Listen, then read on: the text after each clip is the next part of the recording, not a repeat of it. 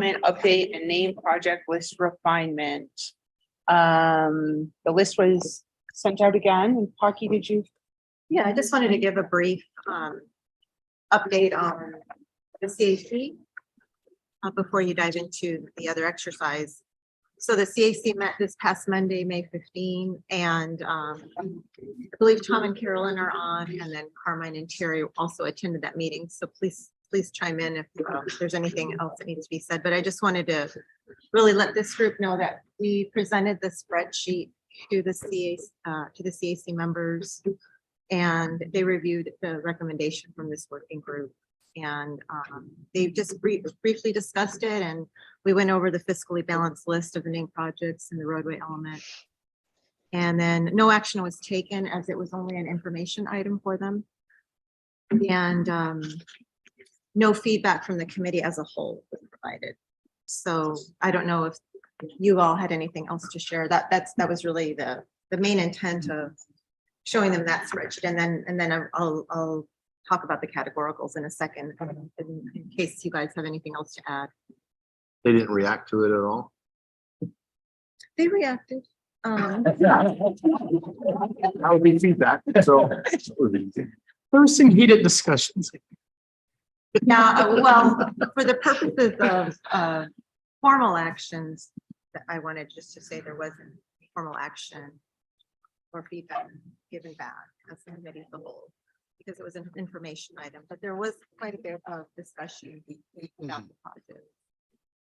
can that be summed up somehow? Yeah, so if I may, I mean, I think less of the meeting was spent talking about the proposed list of projects and the proposal for what was including and what's recommended to be removed. There were some questions asking about how this was arrived at, but that wasn't the bulk of the discussion and wasn't the energized portion of the meeting. The discussion that took place after that was really about the overall structure, including the other categorical elements and how to approach that. And so there's been a proposal put forth by a member of the CAC. There was discussion around that proposal and how that potentially could move forward. There were differences of viewpoint amongst members on the CAC as to what it was intending to accomplish.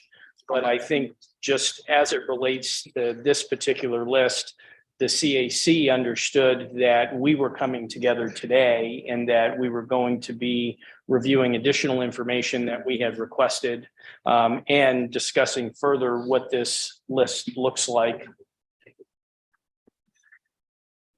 Tom has his hand up. Tom, you're on mute. Thanks. I've gone on and off of mute and forgot where I was.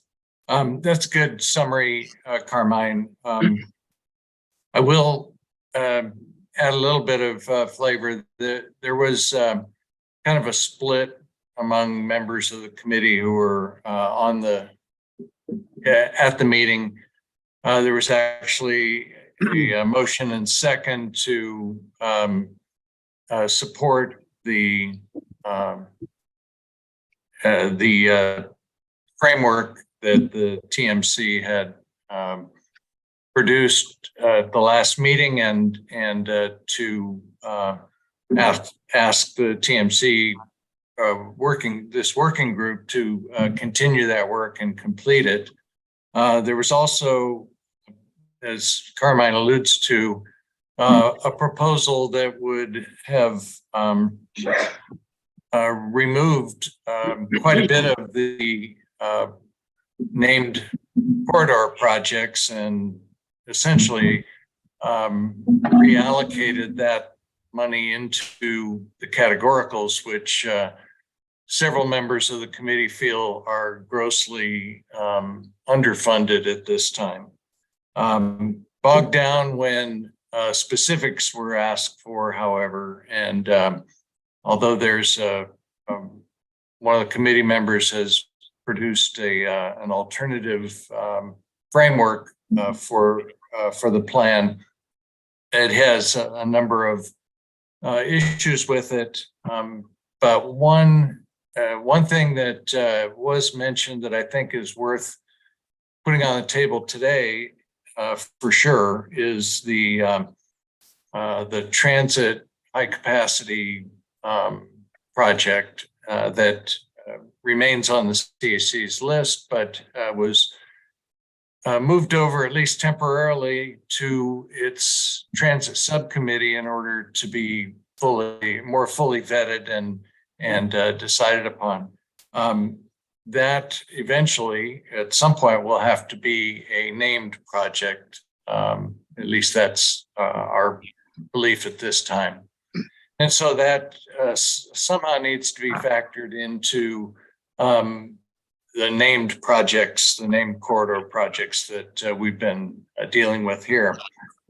So I think that's important. There's also something I'd like to lay out to the committee if possible for some time today to address, and that's that a claim's been made a couple of times that the jurisdictions were not given clear enough information in the request for named projects, and that transit named projects were believed by at least a couple of the jurisdictions to not be permitted. And as a result, perhaps were omitted from the list of the 108 that we initially looked at. I thought we had followed up with jurisdictions, but if that's the case, that there are other named transit projects that are important enough that they would have been submitted to the CAC back a year and a half ago, then it would be good to get those on the table at this time, at least to know that those either are named and should be considered, or perhaps should be dealt with if needed and when needed in the transit bucket, the transit categorical. So that's in a nutshell. The other issue with the alternative framework that I just mentioned is that there are in that proposal, there are assigned named projects within all of the categorical budget items. And that's, from my understanding at least, that's not the way that the board would be presenting this to voters, but rather named projects all together, and then the buckets to be allocated both by percentages within each of the sub-elements, and then in individual named projects as they are uncovered during the normal budgeting and growth process over the next 20 years. So, okay, I've kind of dumped all of that at one time, and feel free to deal with it or not as time allows. Thank you, Tom. Carolyn, did you have anything you wanted to add? No, thank you. I think Tom said it pretty well. And you probably don't want to hear more details than that. And if you do, you've got to listen into our board meeting. Yeah, that was most likely much more than they wanted to hear anyway. So, good. All right. I do have a follow-up question for Tom. What is this transit named project that you're referring to that has not stayed on the list or is in now the categoricals that probably needs to be named? What project is that? It's a high capacity transit project, and if I recall, it is from Ronstadt to the airport. Did I get that one right, Carolyn? Do you remember? or Pocky probably. The Ronstadt, it Yeah. was Ronstadt to today. Today. Yeah, Oh, if I'm correct. Yeah. okay, thanks. There were actually two of them today, to Ronstadt and Ronstadt to the airport, and I can't remember which one was the city's higher priority. My understanding is that project 3660, which is Ronstadt to the airport, was the one that was left on the list for 82.7 million. Yeah, that's what I remembered too, but Is that on this list? No, it's not on I that. thought we were waiting for more information from TAA, whether to support the Ronstadt TIA or not. I was not in on that transit subcommittee meetings. Do you recall, Parky? Yeah, we were still waiting to get a little bit more information on that. And we haven't got it. No, no, did not receive it. Thank you, Tom, for going into more detail. What I really, my point earlier about the discussion at the CAC is just to clarify that there was no formal recommendation or feedback. I just want to make sure you knew that from the committee as a whole, but there was a lot of discussion that Tom discussed. These, I'm not going to go over everything right now, but we did show this, the CAC, part of the large discussion was on these categorical elements. And we went through these slides again that you have all seen, just to talk about the different elements and sub-elements. At this time, they still have not moved forward with the recommendation. The committee does not feel comfortable recommending these funding allocations yet. And so there was no action taken. However, they would like some feedback from this working group as a technical entity, you know, to provide a balanced approach. So again, they're looking for your expertise on any feedback that you can provide on these recommended elements. As you know, we've talked about the active transportation element, which includes the greenways and the pedestrian safety improvements. Those are the ones that were pulled out of the safety element. The environmental element, which includes the wildlife linkages at 30 million. The safety element includes the intersection safety and capacity improvements. We still have the transit corridor bus pullouts. There's been some discussion about having those move under transit. We recommend they stay under safety, but that's a discussion that can still move forward. The at-grade railroad safety and the technology upgrades. For 150 million under this element. Oop, my now stopped. Okay. Okay. And then under the administrative, as you all know, we moved the small business program, 10 million under that.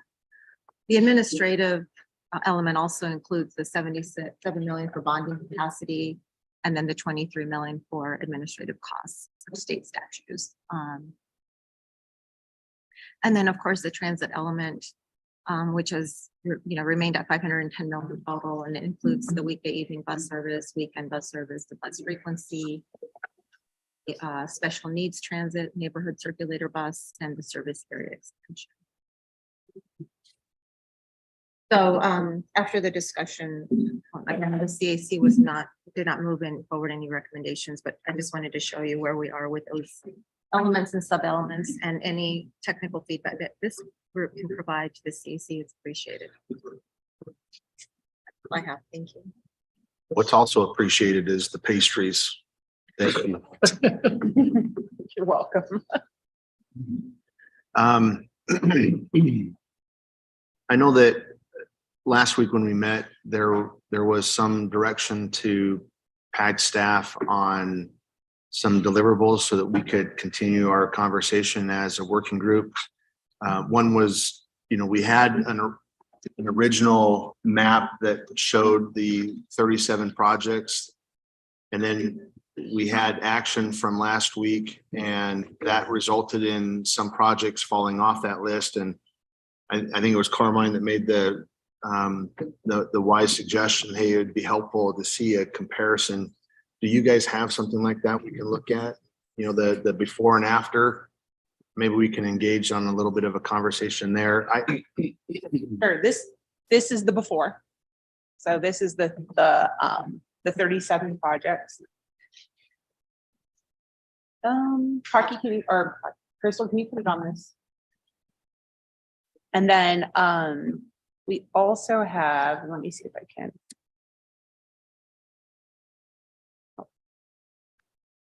There a different screen.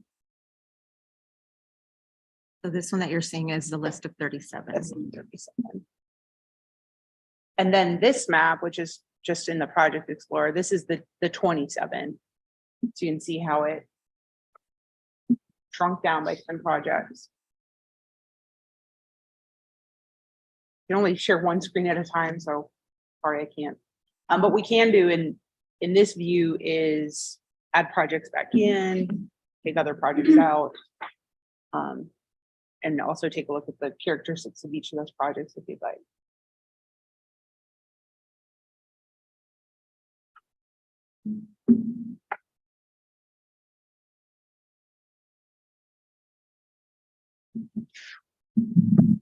Mike, I think Sam alluded last week that you guys would be coming forward as a city with your analysis. Are you guys ready? You ready? Are you ready? I don't know. Man, he's got a bow tie and had a pastry. That man is right. The man's ready. So I'm gonna pass these out. I'm gonna ask Patrick, partly with your indulgence, to maybe go over this. I think he emailed the presentation. I'm sorry, we can't afford Staples budget cuts, so we can't afford them.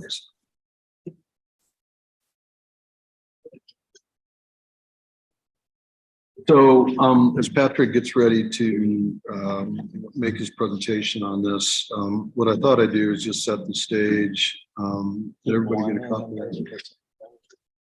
Yeah, so again, they're not stapled. Oh, that's right.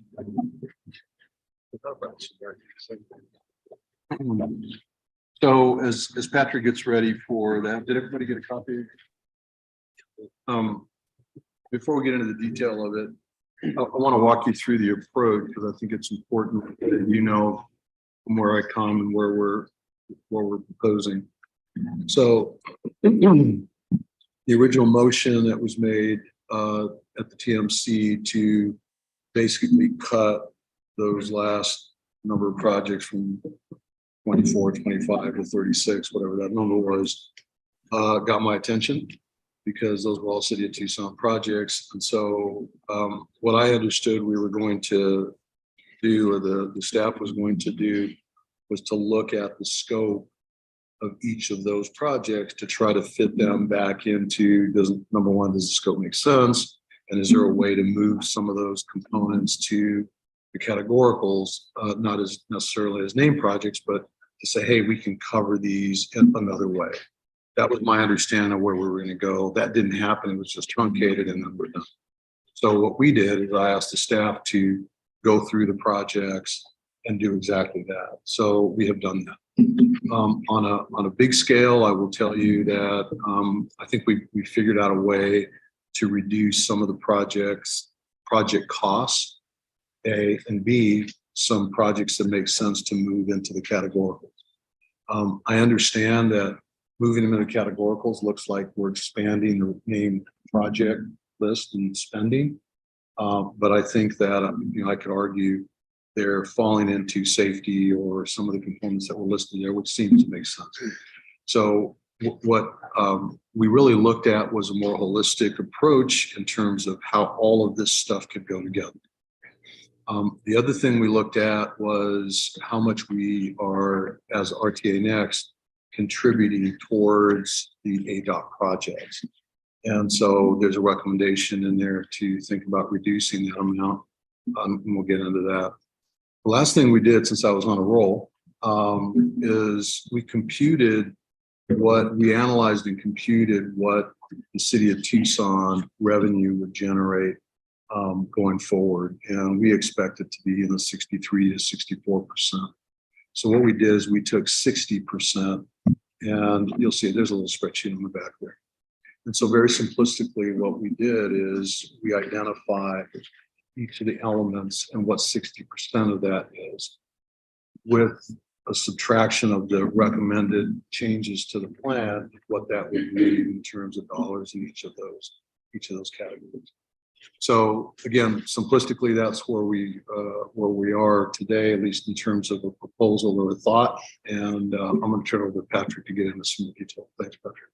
Yeah, thank you very much, Mr. Ortega, members of the ad hoc committee. I appreciate the opportunity to present to you and go over some of the changes that we're proposing to arrive at a balanced budget for kind of this phase of our TA Next for the named projects elements. So I can take you through that step by step, the specific IDs that we are proposing to adjust. So essentially, we are identifying $238 million to reduce from the named multimodal roadway element based on adjustments to City of Tucson projects, as well as the ADOT SR 210, changing the contribution to that. So we identified 114.9 million reduction in the RTA contribution to SR 210. This is a proposal, and we're looking at doing kind of the math exercise, leaving $50 million on that project with of the RTA contribution and shifting the rest onto the ADOT side of the ledger. And then removing 137.5 million from Tucson named roadway projects with some scope adjustments, as well as shifting into the categoricals or the non-roadway elements as named projects. So we can get into the specifics of that. This is the wrong presentation, so we'll make that work. They have the other one. Do you have a Yeah. hard copy? I think I grabbed the wrong one. Probably can you send me up? Regardless, so the changes of that are going to be essentially. Yeah. Yeah, I can run that through. This is what happens when you name the same thing twice, right? So essentially, we're looking at projects 3550 and 3552. And we would be removing $75 million in this proposal of RTA contribution to project 3550, which is the SR 210 project stages 1 and 2. That makes it a $25 million contributions. Now, these are numbers that we identified looking to make the math balance. I think we're open for discussion on how that works. The other project would be 3552, also reducing $39 million from that to the proposed $25 million. In terms of the City of Tucson projects, what we have is 3657. There was $15 million identified in the state budget for the Drexel Bridge project. So the intention is to shift that off of the RTA contribution. We've got $2 million in design on that for a total of $17 million on the local side of the ledger for the Drexel Bridge project, reducing the RTA contribution to $2.5 million. We've got the next one we would propose would be 3664. Taking the $11 million out of the named roadway element, reducing that to a zero contribution in that category. Removing $6 million from 3666, rescoping that project to a $15 million project. Reducing 3672, the St. Mary's project, by $800,000. Reducing 3658, the 12th Avenue project, by $6.1 million, and shifting the 22nd Street project out of the named project list and taking that $96 million off of that category for a total cost reduction for $137.5 million.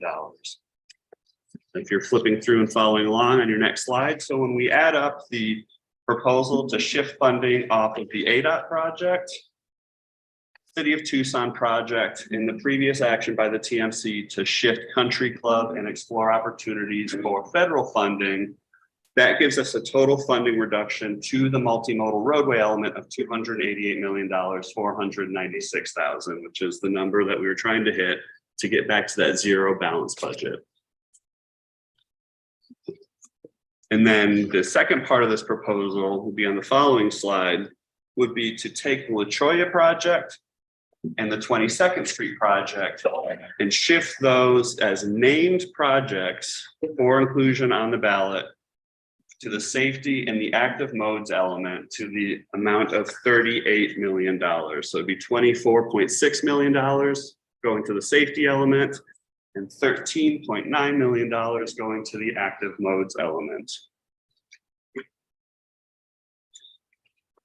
And then finally, and I will mention that the 22nd Street in particular is a significant downscope of what was appeared on the original ballot item. So we had it as a $96 million project. What we're proposing is taking off the pavement reconstruction of that project, focusing on the active modes elements of the scope, as well as the intersection safety improvements. And that's how we got to that number for that improvement of $27 million. And then finally, on the final slide in your packet,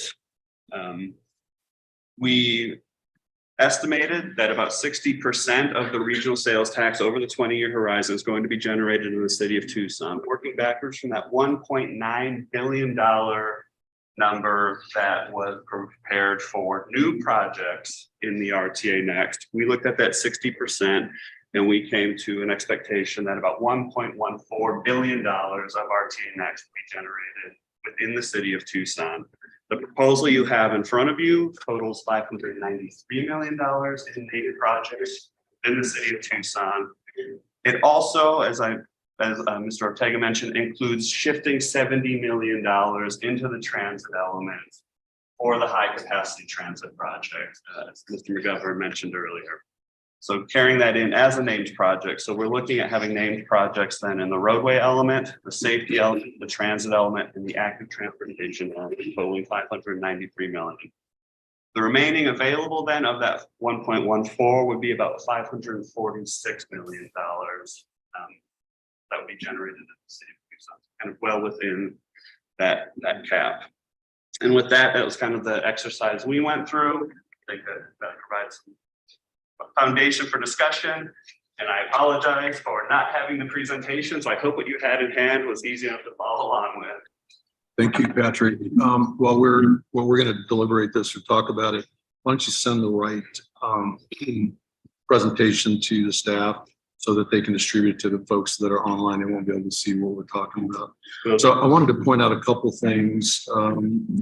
The Country Club project at 36 million and the potential removal of that.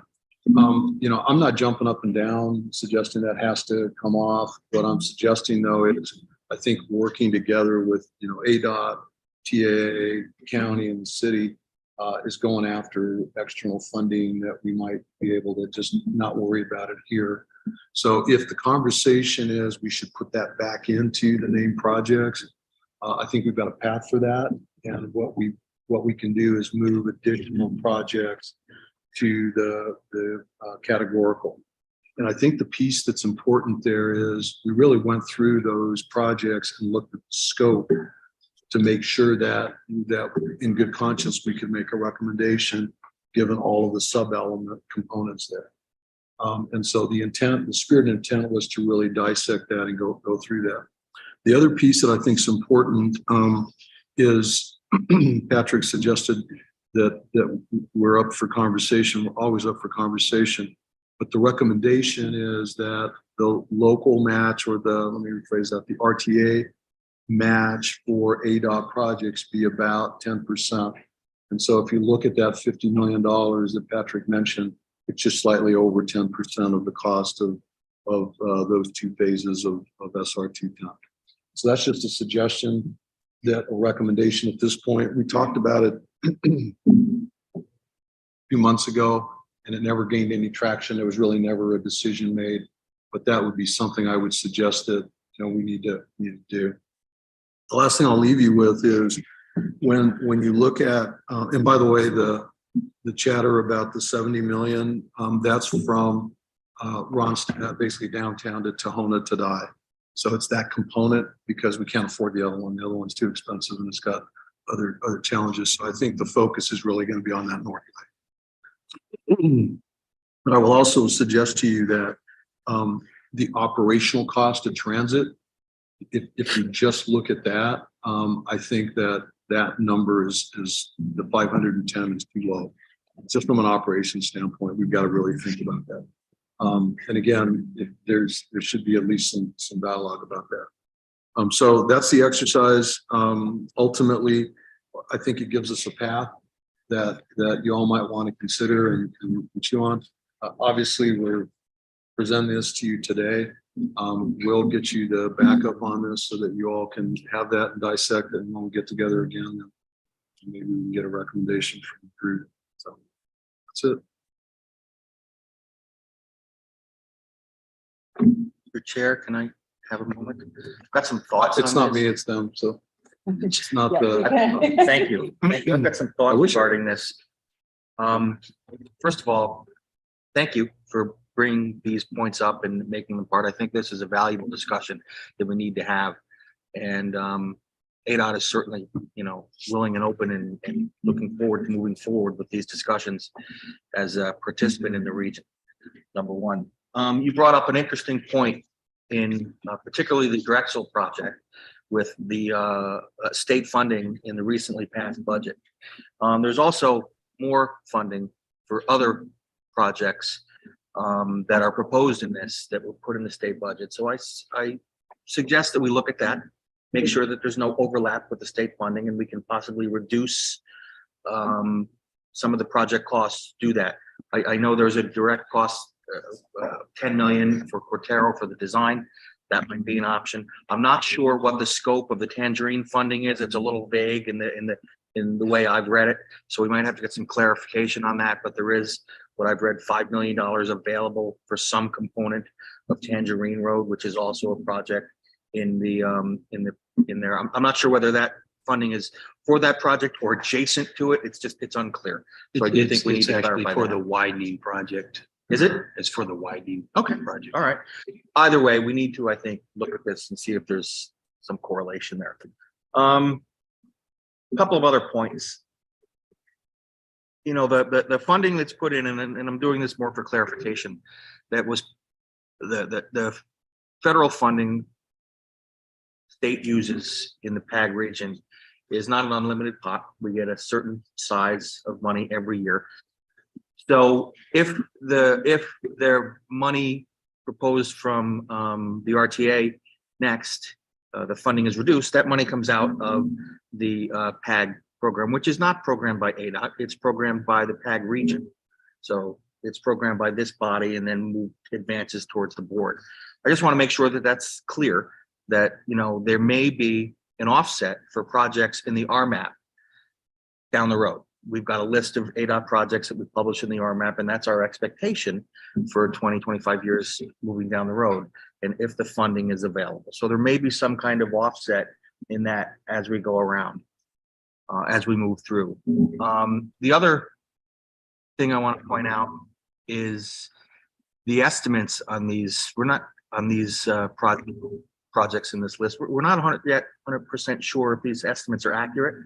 Some are set from, for example, from 2020, some are set for 2016, some are even older than that. So the dollar values are varying.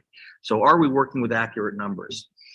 And the third point would be a percentage and how ADOT projects function in the RTA system. So everybody else has a project. The project gets funded, it's an entire project. If you're looking at ADOT doesn't get funded as an entire project with the RTA next. We get funded at a dollar value. So does that dollar value increase with over time with interest or with inflation? Or is it set at 10 million, whether it's 10% or 20 million, whatever, and then 10 years down the road, it's still 20 million. So as the cost of the project increases, that dollar value of RTA's contribution doesn't necessarily increase, or can we adjust it for that? And if we want to set it to a percentage, will we then tie it to the same inflation criteria that the other projects are tied to, so that value increases? So those are some of the points that I wanted to put out, make sure that they're all on the table so that they can make for a fair discussion and an honest discussion about how this group wants to proceed. Hey, Rod, I really appreciate, I think we've talked about that several times here in terms of the cost estimates and where we're going to end up with, or where we're going to end up. And, we're going through all this energy, all this, these gyrations. And then once we get those final costs, we're probably going to do it again. So this may be a warm up to that. How's that? Because I think we're all pretty confident that those numbers are gonna go up, which means that the number of projects somehow is gonna have to go down. The piece that I'm not sure about, and I think it's worthy of at least keeping in the back of our heads is exactly what you said, which is that inflation cost, or that opportunity for how we build in the flexibility, but yet provide the voter with enough specificity where they are confident in our ability to deliver. But somehow that has to be factored in, because if we've got projects that are in the 15th year of the project, chances are good that those estimates are going to be off. So I do think somehow, and I don't think that building in the 100 million contingency is going to cut it. That's my opinion. I think it's got to be more deliberate than. Can we hear from staff? The discussion has come up multiple times about name projects in the categorical elements, the non-roadway categorical elements, and what's the framework for being able to do that, or limitations against being able to do that? I think, to me, that's still an outstanding question. Can we take projects, move them into non-roadway categorical elements and have them present with then the other unallocated dollars in that categorical element? Sure. Before you answer that, we made the assumption you could. So this is based on the assumption that we can move them and we can identify them, but in a different category. So I just want you to know that's the basis for this. So just, if that's not accurate, we need to know. So in the last RTA, it was done with streetcar, it was a named project in a categorical. During this process, we've kind of shied away from that approach simply because it takes away that flexibility of the categorical funding. That's something we've heard specifically from the CAC, is just that need for flexibility and also the ability to put money in parts of the community that aren't receiving named project dollars. So there's parts of the community that they need focused dollars for safety improvements or operational improvements, bike ped improvements, those sort of active modes, but they don't really need a whole name project. So that was always the philosophy behind the categorical funding. I don't believe that the RTA board has made an official position on that. Have they? No. So certainly it could be proposed to do some of that, to put named projects in the categoricals, but it has been sort of shied away from. No, actually, I think Jerry had it. No, I did. Okay. So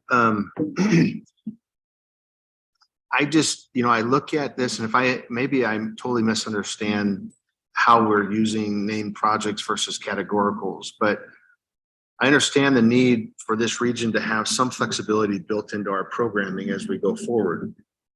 Change in scopes, change in project costs, change just period. We don't need that project anymore and we need a different project. Those types of issues come up. We've seen it recently, right? So flexibility is important, but flexibility in the eyes of the public, where it's not really identified and you're expecting me to say yes to a bond question, where's that money going to go? That can work against us as a region. So the more projects we actually have named, the better. And so I kind of felt as if I understood Farhad last week, the idea is, if we decide that there needs to be a project named in a categorical, that budget allocation in categorical should move over to the named project section as a named project, and the categorical stay the way that they're meant to stay, and that's flexible. And so I don't know if that helps this discussion or not, but and it doesn't matter to me where a named project exists really, but categorical, the flexibility is important, but it can work against us in the eyes of the voters. So that public trust is a hard one as government. Madam Chair, that is correct, Shane. One of the advantages of having the categoricals is the flexibility. Once you name a project on the ballot, that project has to be used under that scope, under that amount for the next 20 years. So if you have a categorical, unnamed project, that's flexible so that you can kind of mix and match within the 20 years. You can, move it, shift it. So I think that's what Farhad was trying to explain last time, is the advantage of having flexibility. I am working right now on a memo to the CAC based on the Monday's meeting, just to review the name versus, unnamed projects and what is eligible and what is not. So I'll be sharing that with you later, but there are certain things like capital maintenance is eligible for RTA funding only, but system maintenance isn't, for example. Those are the kinds of information things. Active transportation is something that's integrated into other elements. Technology upgrades are integrated into nearly all the elements, but they can't be used as only standalone. Economic benefits are integrated into other elements. So there are a lot of those things, but I think the proposal that you have today is worthy of more discussion. But just keep in mind the flexibility of the unnamed projects. Tom has his hand up. Tom, Yeah, I just had a quick question, something Mike said at the end of statement caught my attention, and that was that I guess the city believes that the 510 million set aside for transit is too low. Could you give us a little more detail about that conclusion that you guys have come up with, Mike? Sure, Tom. So my concern is that when you look at the operations component that is the expectation for running the system in the entirety of the region, it's going to eat up most of that money, and there'll be little left for other projects, other our transit project. That's the concern I've got. I'm not jumping up and down saying it needs to be 100 more or some number. I'm just cautioning that we need to pay attention to that. And if we don't, then we're going to have to figure out how to plug that hole some other way. That's all. Yeah, so back to this conversation that Paki was just having about the shifting of the named projects, back into that section of the ballot. One of the issues that the CAC has grappled with kind of off and on has been the funding of the named transit project or projects, and where that funding goes or where it comes from and then where it ends up. And so one of the issues will be if you have just say $70 million, but 80, I think, $1 million budget for a high capacity transit, is the idea that would be changing transit to 590 million, or that the transit would be reduced by 80 to 430 million, and that named project moved back and increased the 1.1 billion to by 80,000. That makes sense. Where does funding follow the project, or just are the buckets where they are? So, Madam Chair, it is not the intent to increase the transit budget by that amount. All we did was look at the dollars that are currently budgeted or established as the budget for those categories, and then we just assigned those projects that we felt could fit into those categories.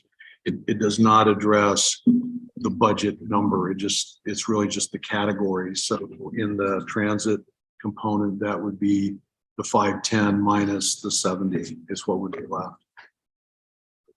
And your conclusion was that 440 or whatever would not really allow for any further enhancement of the transit system, at least the city's portion of it. One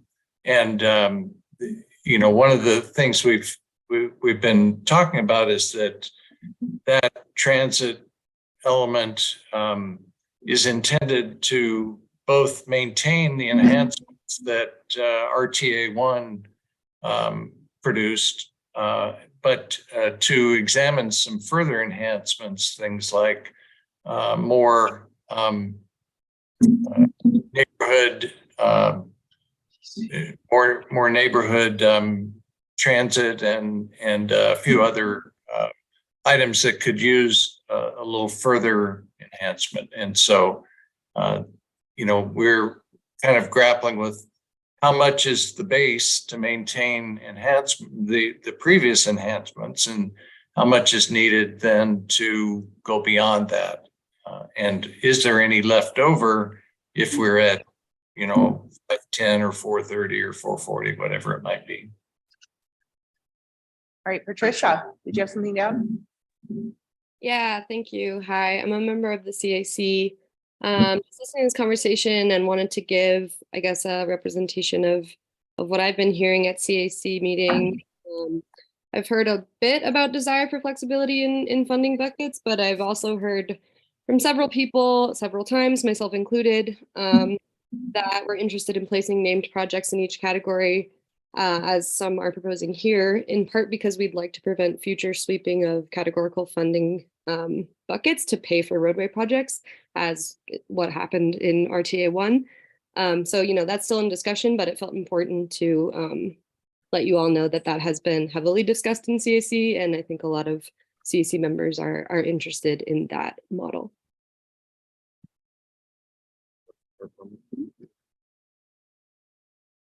I'll just know, let the group know where I struggle the most on all this, and that's that we don't have a system. We don't have a system to prioritize either the roadway projects yet or the categoricals. I think we're just going to keep spinning our wheels as groups until we can figure that system out. We have the consultant with no timeline yet on delivering when they're going to come back with, good cost estimates on these projects. And we know that I agree, Mike, that we're going to be back at the table figuring out, okay, where else to cut. But without a system in place for prioritizing and knowing, okay, how are we going to make these decisions? We're going to wrestle and struggle. I'm trying to objectively approach this so that we have a system in place, so that when we do have to say, okay, we've got to cut another, $10 million or $50 million, we already know as a group how that's going to play out, because we've gotten behind a process or a system to make those decisions. We're just flying by the seat of our pants. I can't even think categoricals, because I'm trying to figure out, okay, can we just focus on the roadway and get a system in place? Because if that system works there, then why couldn't it work in the categorical discussion if and when we get there? So I'll put my internal wrestle on the table for the group, but I really struggle in figuring out how are we going to work this as a region. We gotta come to the table and come together on a system and say, okay, yeah, that's how the cookie crumbled on this, and this next project is up because that's how it fell out. I'll be quiet, but that's my struggle. Yeah, if I can comment on that, and I share your frustration, and I think that was what I was trying to get at with the request that I made at our last meeting for additional information to be brought back, showing the proportional cost benefit. And when we talk about prioritization, how can we prioritize these projects without understanding the cost and the benefit and the proportions thereof? And so from that perspective, I was greatly frustrated by the response we received back yesterday to that ask that was part of the motion and unanimously approved by the members of this joint committee, to bring back information that showed some of that proportional cost benefit. And so I'm not accustomed to a world where an ask is made by a committee or a body, and then staff comes back and says, we don't think you need that information.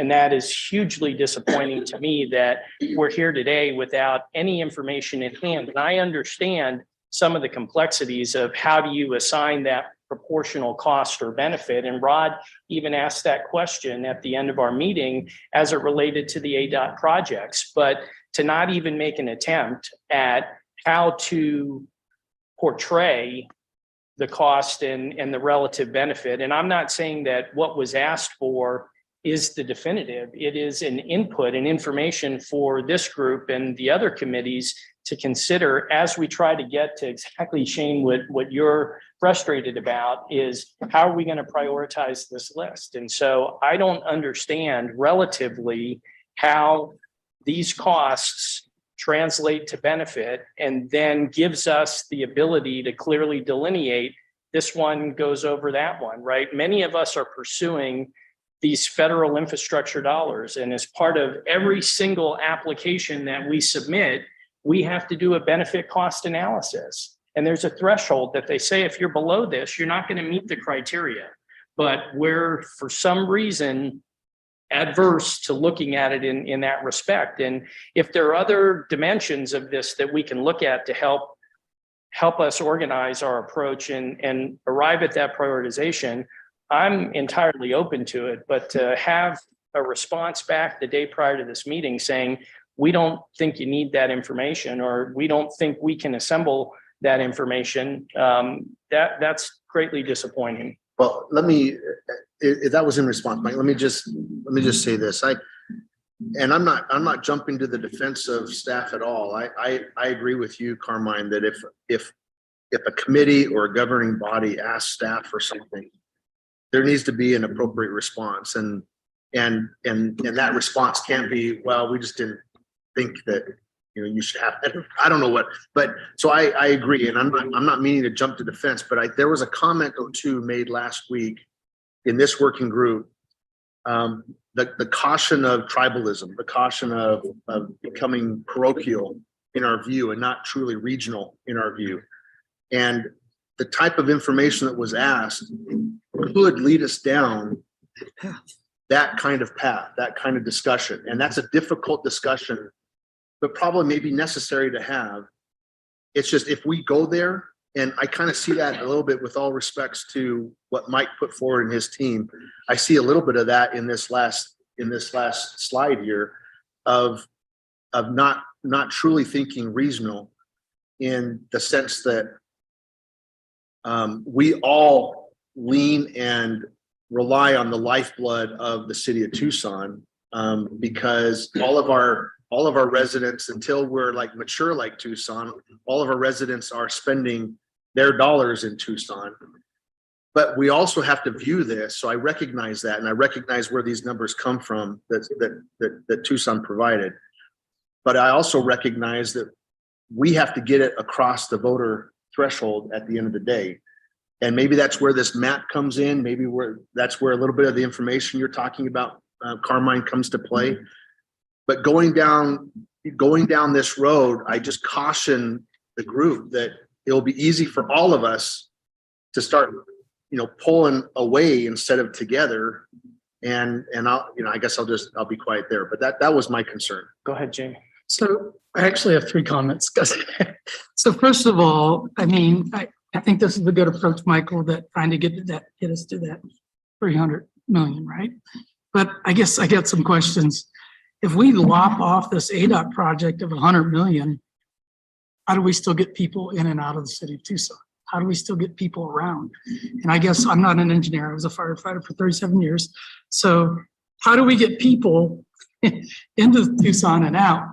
Where does that funding come from, and where does that relationship go? Because you said something about, well, that's ADOT's problem, but is it ADOT's problem? Because aren't we creating problems for ADOT by having a city metropolitan area here? So, especially in light of the hazmat incident we had, and we're still suffering from night closures every night on the east side to get into the city of Tucson. Where do we make up that money then? I think ADOT's getting ready to publish their 5-year budget next month. So how would we get that project done, which we identified as a priority? Number 2, I think we do have a system. We went through I mean, I've been on this, what, 5 years now, Pocky? We went through a scoring system on how we're going to prioritize. We looked at, I can't remember all the factors, but congestion, safety, that came from the RTA staff that gave us those ideas like, you know, pedestrian safety, intersection safety, all those type of things. So I think we've got all that. And I guess my third issue is this concept that, well, 60% of the money comes out of city of Tucson, so 60% of the money should go back to Tucson. I think that's inherently false and non-creative for a regional system. I think Tucson benefits from the suburbs and the unincorporated area, and it needs to be complementary. If we only build sidewalks in Tucson, how are the other folks in the metro area going to get into Tucson to spend their dollars there? I mean, I think the RTA has had some great proven projects that's helped with that. Houghton, from my side of the world, Houghton, there was an accident once a week at Houghton and Marion Cleveland, which is all in the city. And until the RTA did that improvement, now I've never seen accidents there anymore. So I think those things benefit, and a lot of things around Houghton and Marion Cleveland are county residents going into the city to spend their dollars. So I don't think we want to get in silos where Sarita gets this much money, Marana gets this much money. Because from my perspective, living in unincorporated, I use all the jurisdictions. And I don't think that's a good way to try to slice and dice the funds. Because I think we do need to look at it holistically and say, hey, this RTA member lives here, and how do they get from there? And I think, you know, if we do these type of things, it's gonna fail. I mean, going back to the final decision, I think I also put in for millions and billions of, or millions of dollars of grants. And you do have to show cost benefit, and there are cutoffs. But I think our measurement, our deciding factor is not a committee of our peers or a federal agency. Our deciding factors are the voters. What are they going to support? I got to tell you, people that I talk to love the bus pullouts, right? If we don't put bus pullouts on this, it's going to die. I mean, for instance, those I think are the factors. What are those hot buttons? And I think once we get to a pretty close project, then we can modify this, give it out to the public, and see what the public's thinking. I think we have time is going on, right? I mean, we've talked about this for 5 years. At some point, I worry about analysis paralysis. I think we need to keep moving forward. And I think we got to look at it the whole region. We can't just look at how does a Tucson resident, how does a Sarita resident. I mean, I go all over the whole region on a regular basis.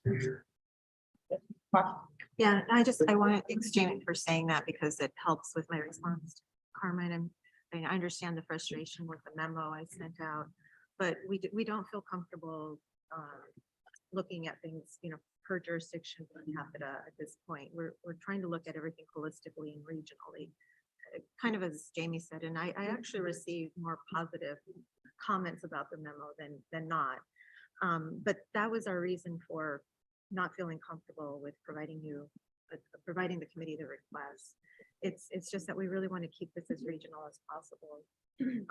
And then I had one suggestion now that this has come forward with their recommendation. I'm wondering, as Shane mentioned earlier, if it would help the working group to look at the named projects as the city has now proposed, and to see how that shakes out. Is that an exercise that could be done at this time?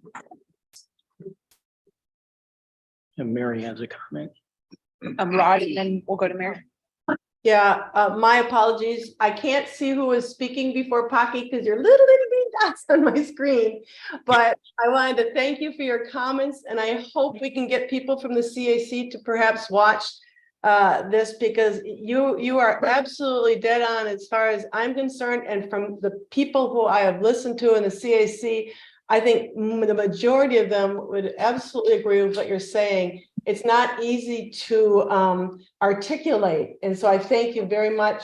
Who was talking, by the way? That was Jamie. Jamie. Oh, okay.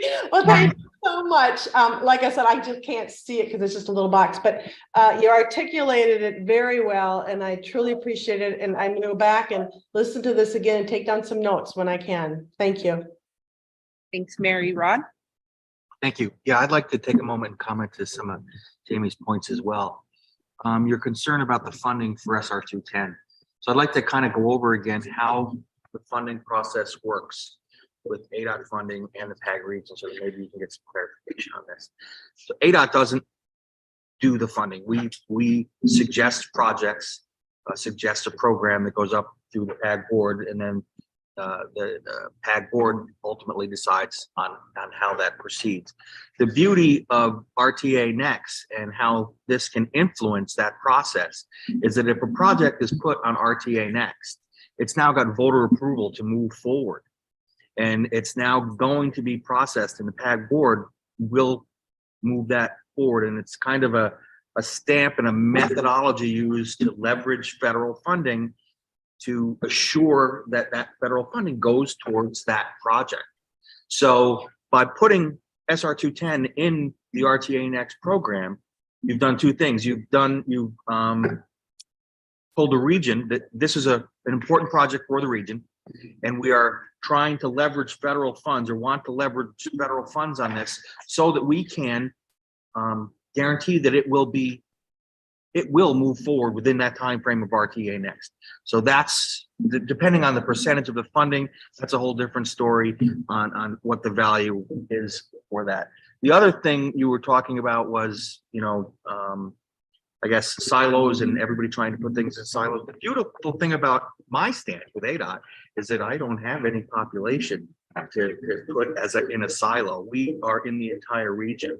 So does that mean that if ADOT's projects all happen to be within the city of Tucson, that project goes within the city of Tucson's area, or some of the projects up in Marana go in the Marana? I don't know, because we don't have those issues as a jurisdiction. So I just wanted to put that out there.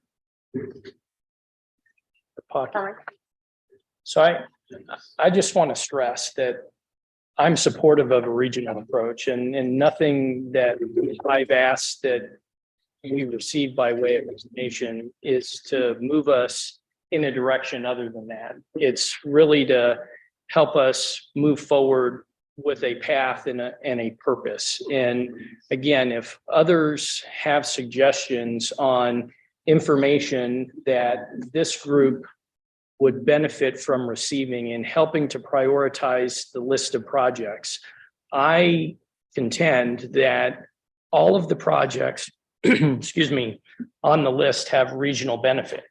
So it's not that we have some that are regionally important and some that are not.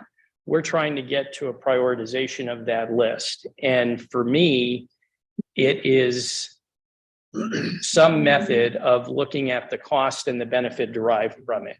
So Jamie suggested some of the performance criteria that was looked at early on in the process, and dragging that out and dusting it off may be important for us to look at and help to assign some relative priority to these projects. We're going to have to draw a line somewhere.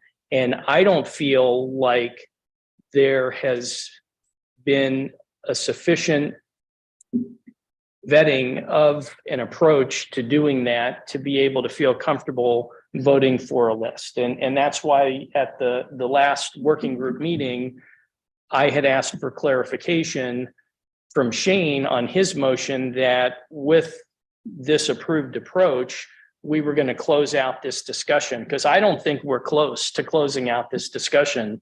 And I don't think we're going to get there today. Quite honestly, I appreciate all of the input that's being provided. And, some of it is helpful in resolved questions for me.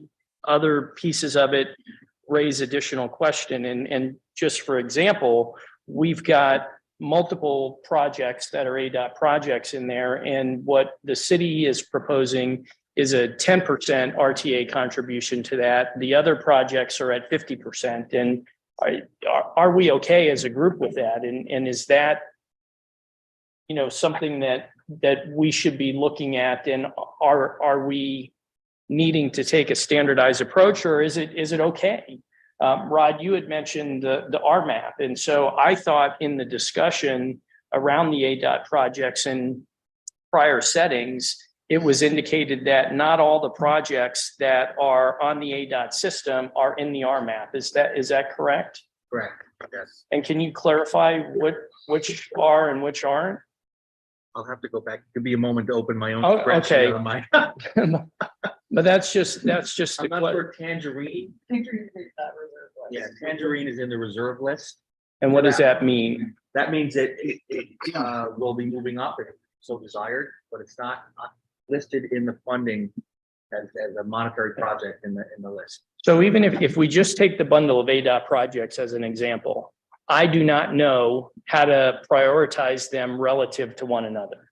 I don't know how to do that. And I think that's what we're charged with, is trying to figure that out. That's a microcosm of this whole task that we have in front of us, is to come up with a prioritized list to move forward as a recommendation. And I just don't know what criteria, back Shane, to your point and stated frustration, I don't know what criteria we're using to do that. And that's what I was trying to get at with the requested information. And if this group doesn't think there's value in that information, okay, it'd be helpful if staff could help guide us to what other information do we already have that we could look at to help us with that exercise. Thank you, Terry. So there's been a lot of really good comments, and but I have to say, I feel like we made some real progress at the last meeting. Took some steps forward. Now we're taking some real steps backward. And I'm not really sure why that is. So I'll start off by saying, I think what City of Tucson did with this was yeoman's work. I agree with Shane. The last page I don't necessarily agree with, but I understand where you're coming from. Absolutely, 100% understand where you're coming from. I just don't know that I buy into the formula as it's written, right? As far as, a cost benefit analysis, I think there's some benefit to that.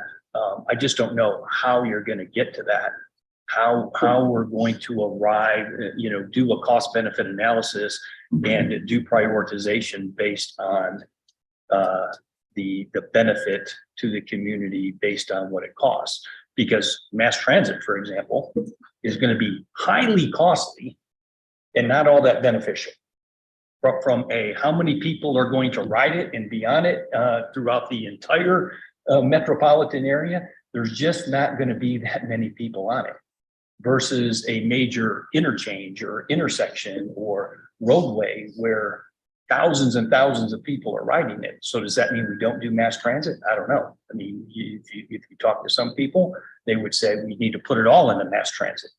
My opinion would be that mass transit doesn't really get us very far because we're not Miami.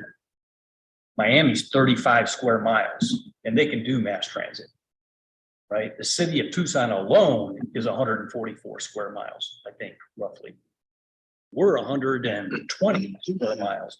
You take the entire metropolitan area and we're close to 400 square miles. Mass transit isn't going to work here. So if you do a cost benefit analysis based on what the benefit is to mass transit, a train, a rail, whatever, you're not going to be able to get to enough places in the valley to be able to make it viable from a cost standpoint. Now, I'm not saying we shouldn't do it. That's not what I'm saying. As far as prioritization of projects, I think we've done a lot of that over the course of many months. We sat in a room for almost a day where we went through projects and did a lot of prioritization and got, I think we had 17 or 18 projects for the town of Marana. We prioritized and we got it down to 3. And I'm not saying there isn't more prioritization that needs to be done because there obviously is. We're still not where we need to be yet. But I'm concerned about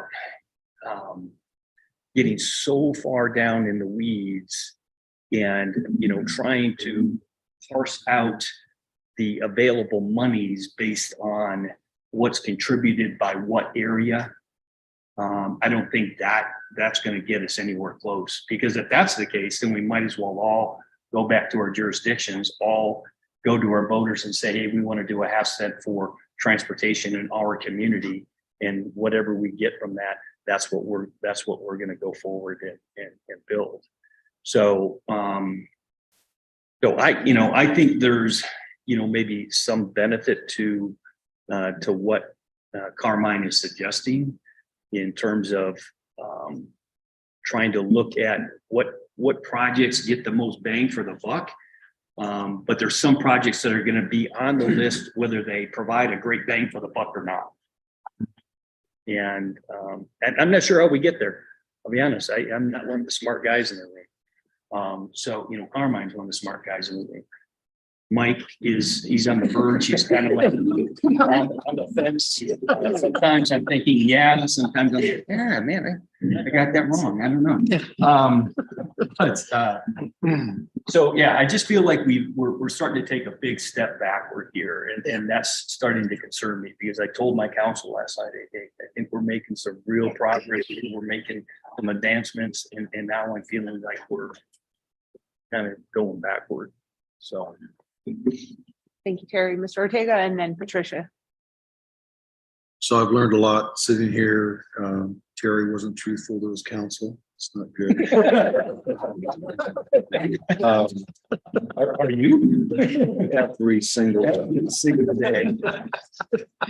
So I appreciate the conversation, representing the city of Tucson tribe. I'll get into that a little bit. So, I think,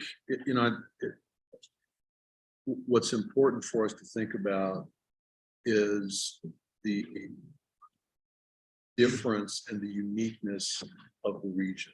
And I think what you're seeing here is our attempt to differentiate that a little bit and really bring spotlight to it. And so when I think, Jamie, you said, putting sidewalks in may not benefit, I don't disagree. But when you have an urban core, that's really, really important in terms of the movement of people, goods, and services, right? So what I suggested, and again, when we went through that, it is a holistic approach. We are interested in the region. We're not interested in carving our piece out and going away. What I gave and proposed was a path. You made a real good point, which Shane made a good point. It says, I have smart days and bad days. It's a bow tie. You got to be smart. We got to be smart to tie it. But you made a good point, which is the system, right? What's the system that gets us to the promises? What does it look like? What I've done is, for the lack of a system, I've taken a look at it as the whole. And Jamie, you mentioned, the holistic approach. I absolutely agree. It has to be. But I maintain that I don't think we can just finish the roadway component without an understanding and a recognition that the safety, all of these other pieces feed that as a system whole. And that's what we basically did, is said, okay, because if you came back to me and said, the group needs Country Club in there, $36 million, right? Fine. Then we would go back through the exercise and move additional projects to the other categories, the safety and transportation, because we've already done that analysis and we know where they can go. Okay. I think it's important that the need, and again, you got my attention a couple meetings ago, right? Not only by cutting, but when we went through the prioritization of the categories, remember that exercise? And most all of you saw capacity and then new roadways, and modernization was at the bottom of that list, right? Well, guess what? In the urban core, modernization is all we're about. So it doesn't work for you all to vote and say this is the priority when it doesn't work for us. And it showed in that in cutting this project. So all I've done is I flipped that on its head and said, okay, how do we play within the framework with some assumptions on, okay, what does this look like? And we've scrubbed those scopes. We've scrubbed them. And there's a lot more work that can be done, but we've looked hard at it. And I think that there is an opportunity to look at it. I was intrigued by your comment earlier, Carmine, where you said that there's a question whether we can have named projects in the categoricals because of potential legal issue or interpretation. I would suggest to you that the more specificity that we can put on the plan, the more it'll resonate with the voter. The more flexibility, which is great for us as administrators, but the more flexibility that's built into the plan, the more that the voter is going to scratch their head and say, yeah, let me think about that. You want me to trust you with that? I think that could be a little bit of a challenge. I think that was Shane's point earlier as Yeah. well. Like, So I'm nervous about, that's too. Oh, So the last thing I'll leave you with is, and I apologize if I said it's ADOT's problem it's always ADOT's fault and problem. But my point was, and I brought this up before, we need to look at all of the funding for the region, the entirety of the program. And if you remember, I brought that up a month or longer ago. I've said, let's put all of that in to see what other pots are available to solve some of the challenges that we have. And the ADOT component is one, or the ADOT system component is one. And so when I suggest reducing the contribution from RTA Next, it doesn't mean that, magically that money's going to come from, it's going to come from us as a region, but a different source, a different pot. And I think that goes back to how do we solve it on a practical scale. And by the way, the city of Tucson is 250 square miles. Yeah. 250. Yeah. 250. 6 miles off. Yeah, just, I think Well, I you think said both- 150. You said 150. That's okay. Oh, I thought I said 144. I thought it said. But it's like 240. It's 240. It's a lot. It's a lot. Engineering terms. 240. To that point, though, I think as we're talking about mass transit and we talk about the need for, again, the movement of goods, people and services, right? What does that do to support the community as a whole, including the economy of the whole? And, you look at the streetcar and the investment that was made there and the significant value of that. That's not just a city of Tucson sales tax generator. It really generates for the region. So I would push back a little bit on the mass transit benefiting only that immediate area. I think there's value across. How do we do the benefit cost? I'm not in disagreement that that's complex and that would be really hard to do. But I would just suggest to you that in that particular instance, I do think that the system, the transit or the mass transit system as a whole is of value to the whole. That's mine. But again, I can't quantify it other than I can quantify the square footage, but I can't. Thank you for your patience. All right, thank you. We'll go to Patricia and then Shane. So I'm concerned about the language and the scope of the cost benefit idea being used in this conversation. If we're going to go that route, I would also like to consider the costs of human lives lost on roadways that are designed to be dangerous, or the cost of climate catastrophe that increasing vehicle miles traveled will certainly lead us towards, or the cost of doubling down on disinvestment in communities of color that is already a legacy in this region. I think these are really important costs. And when considering them, it starts to make investing in transit look like pretty good, in my opinion. And I think the voters will see that as well. I don't think this conversation about naming projects and categoricals, which in my mind is essentially boosting them up to the same level of importance as the roadway projects, is a step backwards. I think it's actually really vital. From the beginning of my tenure on the CAC, we've kind of been told that these important costs are too difficult to measure or to keep in mind during planning, but I think that's untrue. I think it lacks vision. Other cities and regions have managed to incorporate these ideas, these costs and benefits beyond, the speed of traffic in their plans. And I think we're capable of doing that. And I think we have a responsibility to the people of this region to do that. Okay. Thank you.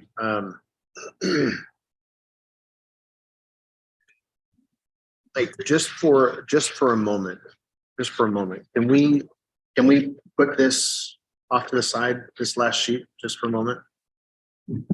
Just for a moment. I think the exercise that the city of Tucson went through here is phenomenal. I really do. It was an honest effort to hit the goal of reducing projects and categorizing projects where it made sense to do so. So I don't want to lose sight of that work. It was, I agree with Terry, it was a yeoman's effort. I am extremely curious on some of the comments that Rod made about redundancy, overlap in, you know, state funding versus RTA funding and the projects. How do we get that issue answered? And can it be done quickly, where we're looking at these projects and ADOT's, you know, coming in and saying, oh, we've got this funding for this and it's going to overlap, it's redundant, and we know that there's either additional monies available or there's not additional monies available. So I'm really curious to know what that timeline looks like and how do we get across the finish line there.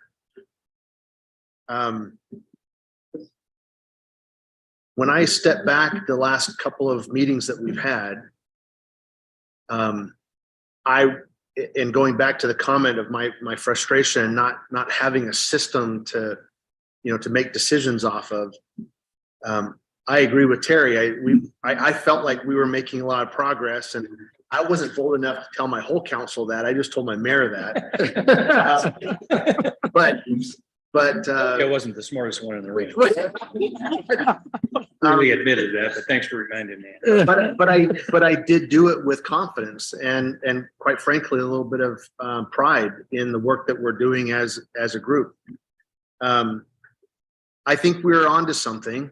I'm wondering if there's a bit of a hybrid between the exercise that we've been going down over the last couple of weeks, where we benefit from the prioritization that this group and the CAC have done over the past several months. Don't lose sight of that. We recognize that that's a prioritization. Yeah, we did a bit of a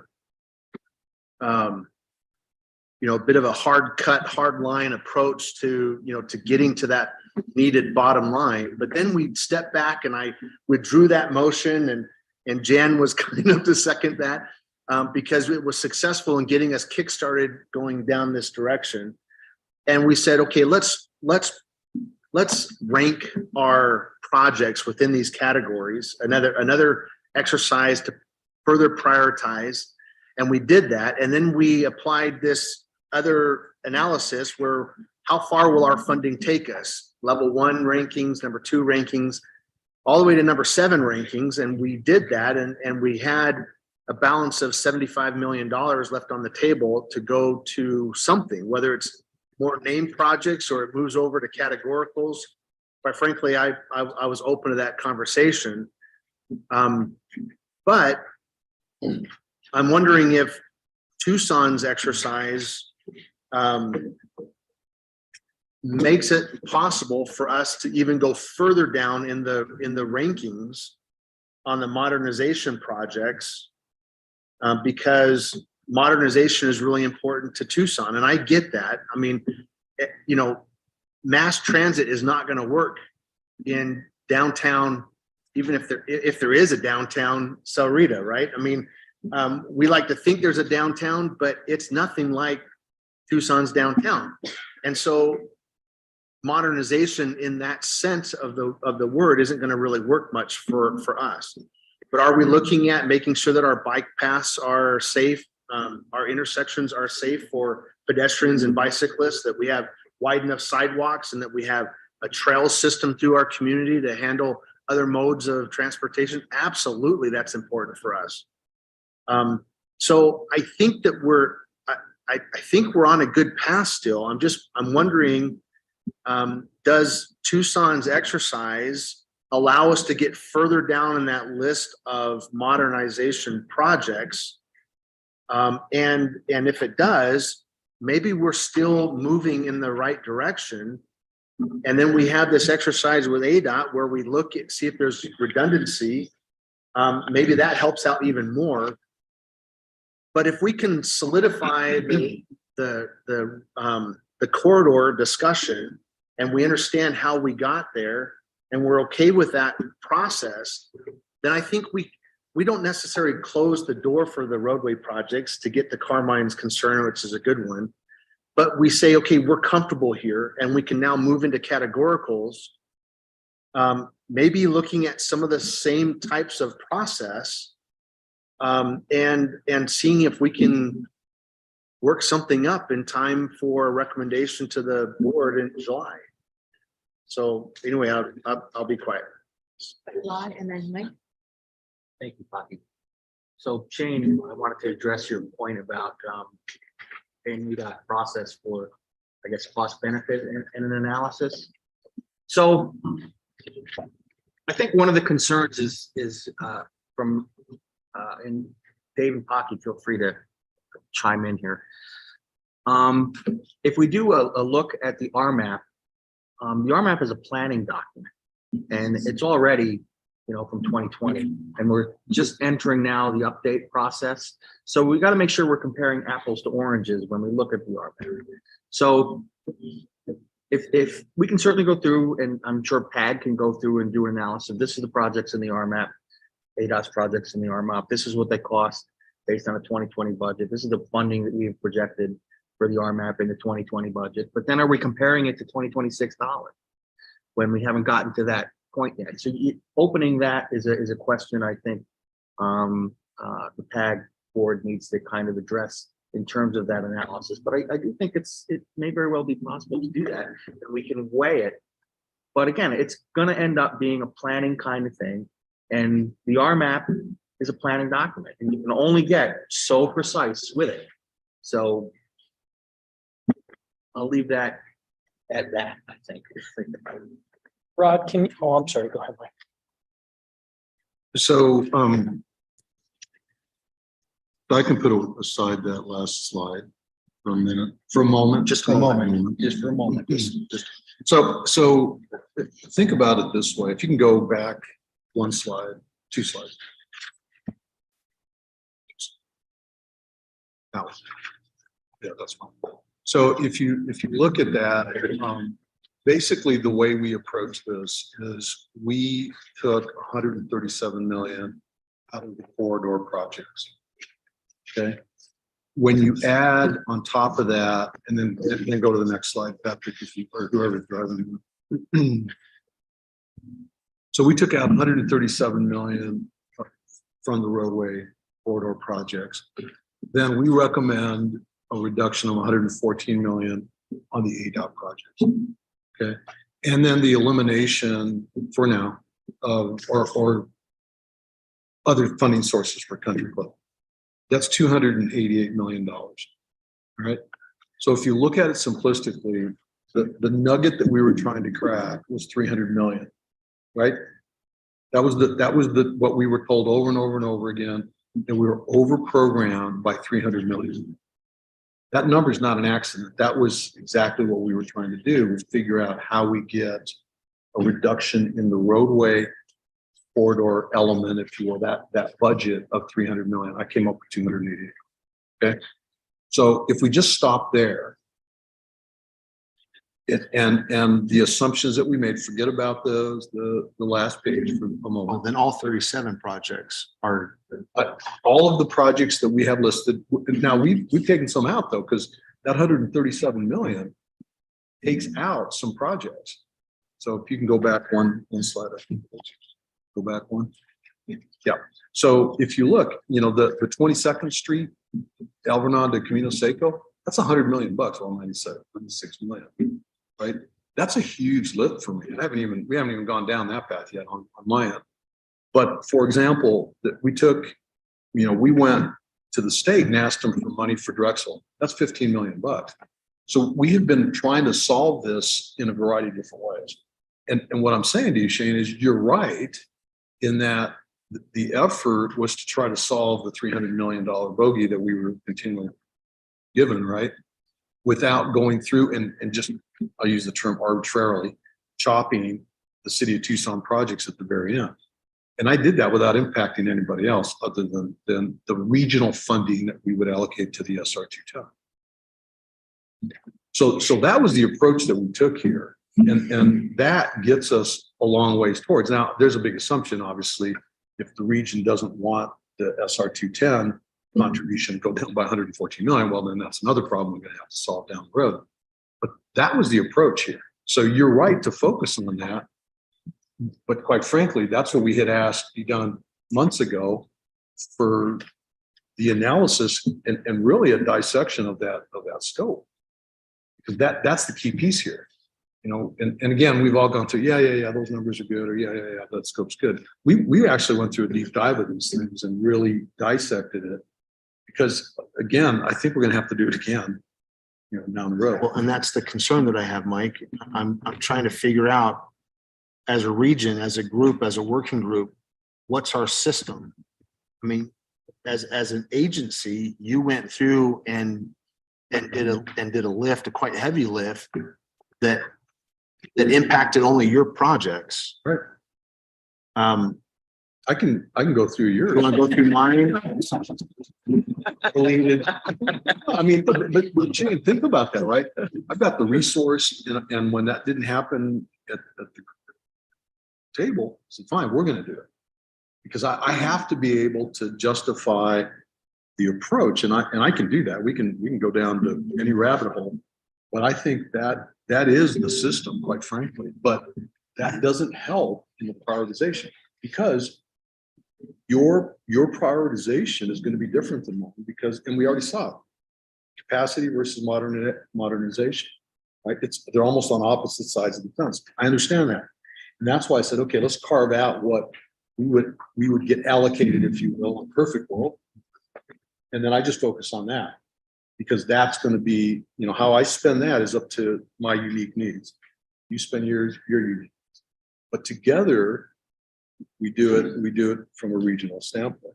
That's all what I was trying to do. And so the bottom line is simplistically, I would disagree a little bit that you gave your councils plum info because I think we have made progress. If you do nothing else other than take those recommendations, we have reduced the cost by $288 million, which is close to 300 million that we were starting with. So when so we have two tracks here. We have the track that we've been on the last couple of weeks to solve that problem. We have the track that you've presented this morning that solves at least what we identified a good chunk. Well, I think maybe I misunderstand, but I think it essentially gets us there. My question is, when the consultant comes back with their cost analysis, we're all around the table knowing that that's going to we're going to be sitting back. Okay, how do we cut further? What is that exercise going to do to us? I mean, how are we going to get across the finish line with that when we don't necessarily have a system in place? I'm okay. I'm just putting the question out. I think we're going to face it. How does the group want to proceed? And just, my thought on that, and I think it's an important component of what we're talking about here, but maybe that needs to be put in the parking lot and we come back to it at that time, because I don't think where we're sitting right now, we're going to define what that system looks like, not only for this current exercise, but what we expect may be coming. So I think putting that off, just to the point of reviewing projects. Pima County did go through our projects and there were 7 of them, and they fall into the capacity and then the new segment categories of projects. And we did look at them, and because they are longer corridors, they didn't lend themselves to reductions in scope to be able to achieve the goals of those projects. So we did go through and look at all 7 of those, similar to what the city did, and returned that input back to the staff, and just wanted to make note of that. And I went back and I looked on this discussion about the ADOT projects, and Farhad sent a memorandum out to the Technical Management Committee back in March, and it was about the split of funding or the range of different splits between RTA and ASTBG. And I'll have to ask Rod to define what ASTGB is, but that's the federal money that comes into the region that can go into the ADOT system, as I understand it. And basically, he said there are several cost sharing split scenarios that can be considered, ranging from 80-20 RTA to ASTBG to 20-80 in the other direction. So I think what has been suggested here by the city of Tucson can fit within that range and still be reasonable. And if somebody can validate that for us either here today or subsequently, where does this proposal fit? And maybe you had suggested, Shane, a hybrid approach. And can we take where we were at our last meeting of this working group and then insert into it or layer into it the proposed changes that the city has offered both to the ADOT SR 210 projects and those city projects, right? Both adjustments in the name project list and then where those project inserts happen in the other categorical elements and see what that looks like. Wouldn't that essentially add more money to be used at the categoricals or the modernization? No, Why not? 38 million. no. And so. They're reserving those dollars. All I'm suggesting is the 38 million. The identified projects get funded out of those pots, not increasing those pots. I haven't even gone to that point yet.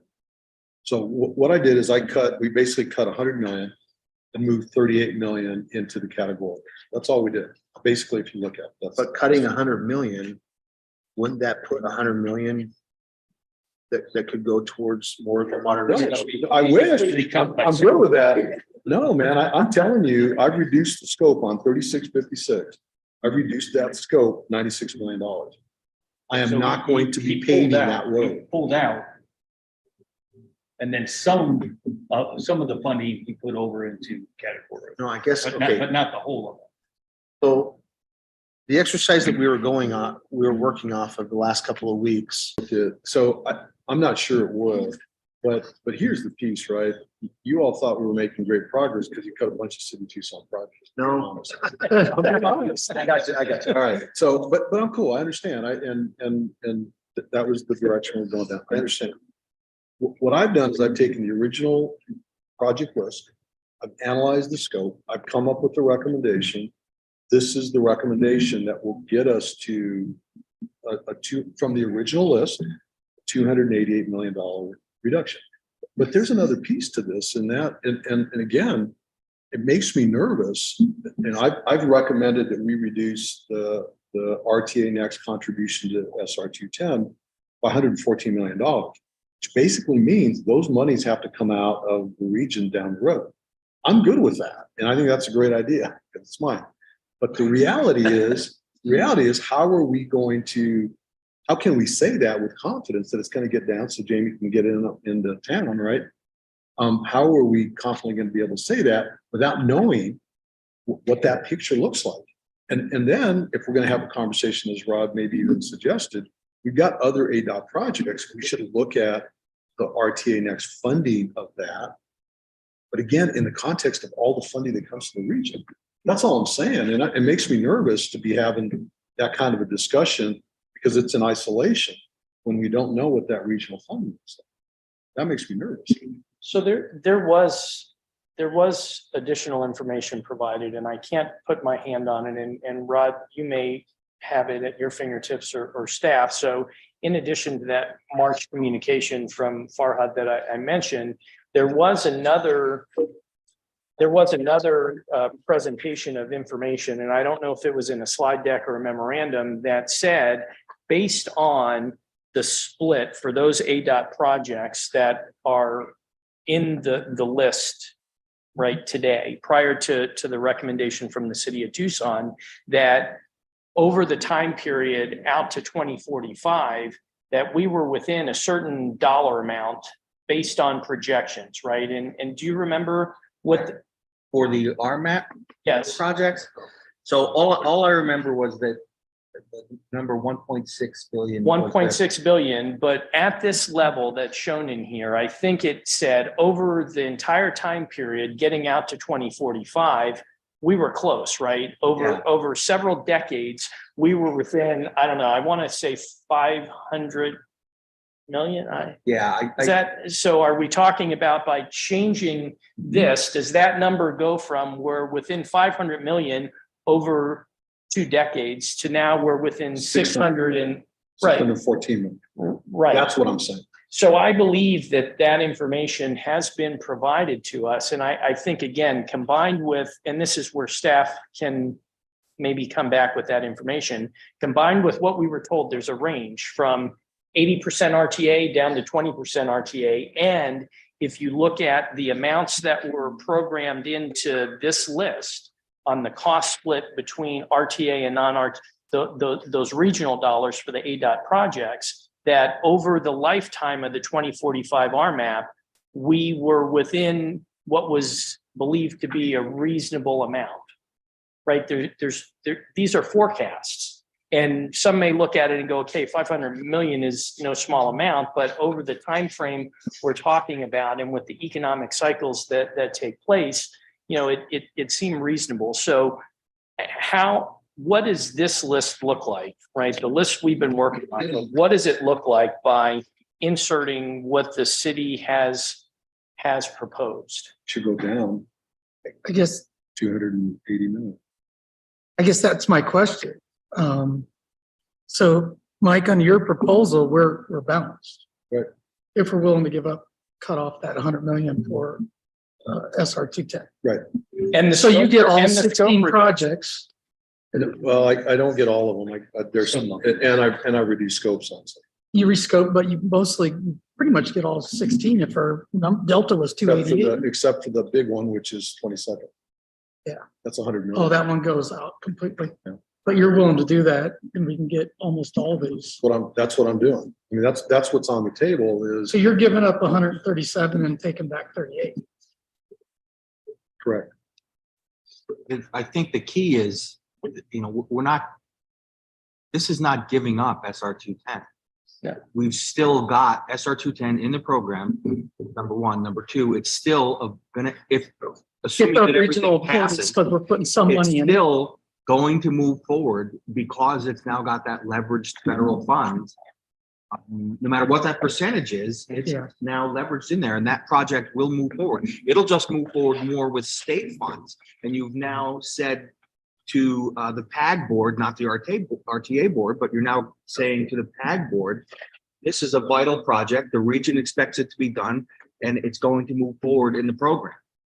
That's what we mean by Reasonable. leveraging the federal funds. So, I mean, tomato. You can look at it from the good side, you can look at it from the bad side. The project is still going to move forward within the RTA next program.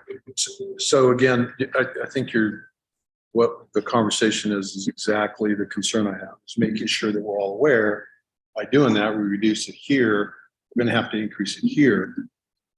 It's 114 million that has to be covered based on current projections from the federal allocation to complete that project in the long term. That's basically what I'm saying. And I'm suggesting that we look at it for the other ADOT projects as well. We should be looking again holistically at all the dollars, federal dollars that are going to come in, programming them over the course of the next 20 years.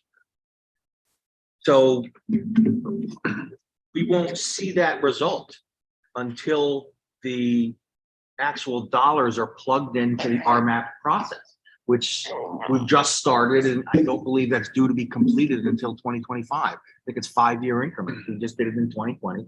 So they'll visit all that stuff in 2025. So it's not going to be a process that runs parallel to this one. And we got to realize that.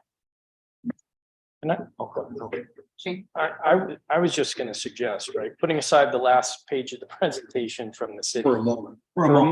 For this moment in time, can we take the proposal that's really the first slide, not the opening page, but the first slide, and then plug it into this list and see what that looks like. And I would suggest, right, and I know there's this ongoing discussion about, do we take projects and put them in the non-roadway categorical elements? Can we leave them right where they are and just identify the funds, right, that would otherwise come from those categorical elements, right? I think So, that's what Farhad suggested last week. so let's just leave them on the list, but supplement the funding saying, hey, this is coming where it's coming out of two categories for two projects, coming out of safety and I think Active transportation. active transportation modes, and it's at $38 million. Let me give you a little thought on that, though. We can do that. The exercise that we went through also looked at the scope to make sure that it would fit within the categories. So there's a tweak to the scope. So it's not like it's just left the same in the roadway corridor, piece, right? So that's the first thing. The second thing is, I do think it's important that we bring attention to that it is a safety improvement, and it's more of a safety improvement than and then finish the sentence. So I wouldn't necessarily advocate for those projects to be left in the corridor component and then move money from the categoricals. I mean, we can try to do that, but I would suggest that we call it safety, we call it active transportation, because that's what we are. So anyway, but I don't think it's going to harm anything to at least have the conversation. I'm sorry, but I got to go. The tribe is calling me, so. Mike, just real quick, I just want to let you know, I mean, part of my thought process is that, I mean, there's $510 million programmed in transit that Sahuarita is not going to dip its cup in at all. And so, I mean, I know that you have a tribal council that you have to respond to, as we all do. And there's a big pot of money there that largely and arguably so needs to go to the city of Tucson to handle the mass transit stuff. And so, I mean, Amazing how that works out. it's a wonderful way, but That's why I did that last page, to show exactly that. Because the capacity, I can see a scenario where the amount for transit that's allocated to the city of Tucson would be more than 60% on those numbers. Exactly. but that just goes, I mean, that's why I felt very comfortable about this process, because I still knew that those categoricals were out there and that I think the vast majority. A of them lot go to of the Tucson. categorials are gonna go city of Tucson. I mean, let's face it. And again, if you remember, Intersections, safety. when we were at the Abrams, where we were, what I said was, if we don't look at it holistically, where we're able to identify the investments, it's going to put me in a tough spot. And we saw that when there were no projects on the east side. So what I said was, let's focus on the investments out of the categorical, so I can show the investment of the whole plan versus just the map that shows corridor. That's what I'm trying to. the best way to do is to name those, And I'm name good the with projects. that. So categorical money goes and supports these projects. But right, but we can leave the categorical pieces there, but we identify what the safety projects are. Yes, All of it. That's all I'm saying. I'm That last I'm page really, is still, well, yeah, I told you. I well, was trying to explain. no, for a moment. On that note, I think you. See you. On that note, I've got should we- staff here, I've got staff here, and so if they need to come up, they're welcome to do that. You guys can continue. I'll just tell them, broken on everything. See you all. Okay, it's good to see you. Thanks, Mike. Are we gonna meet next week? Yeah, can we meet next week? I think we have to. I do too. Pressure's on. on that note, No, I should need we like a rail identify the system to get me safety here elements? every day, 'cause I can't keep driving this far. On that note, should we identify the safety elements in some of these corridor projects? I mean, from personal experience, if you look at Cortero and I-10, I can't tell how many pedestrian versus train and car versus train accidents I've been to there over my career. So Terry, you probably as well. So, I mean, how would we do that allocation? I'll play along, but I'm really, I've got this mind block that until we can figure out what course we're going, because then that's going to help us understand what bucket of money we're really talking about in these categoricals. I'm really gonna struggle there. Because I think, I'm just going back from the CAC because there's a lot of people that want to increase the amount of CACs, of the categoricals, I think. And, you know, we're kind of struggling with, well, what do we get for 800 million, right? Quite frankly, Not going to cost benefit, but what do we get for 800 million? if I just ask myself a question, would you like more money in categoricals? I'll answer that. Yeah, I'd love to have more money in categoricals. Yeah, I just don't know what money we're really playing with until, you know, we But I come thi- to a conclusion on the named projects. Well, and what are you giving up if you're putting more money in categories? yeah, you're not giving up, you're Yeah. giving up everything on the. Exactly. Well, what do you have left over then to? So I think but I think the need is that, you know, a lot of people, I think, are talking about safety, right? We heard it, Residents, Patricia. voters, and maybe we should I mean, for us to say that Cortero and I-10 is only a roadway corridor project, that's just not, It's a honest. multimodal. I It's mean, multimodal. It gets bikes and pedestrians over the freeway and across the railroad safely. yeah.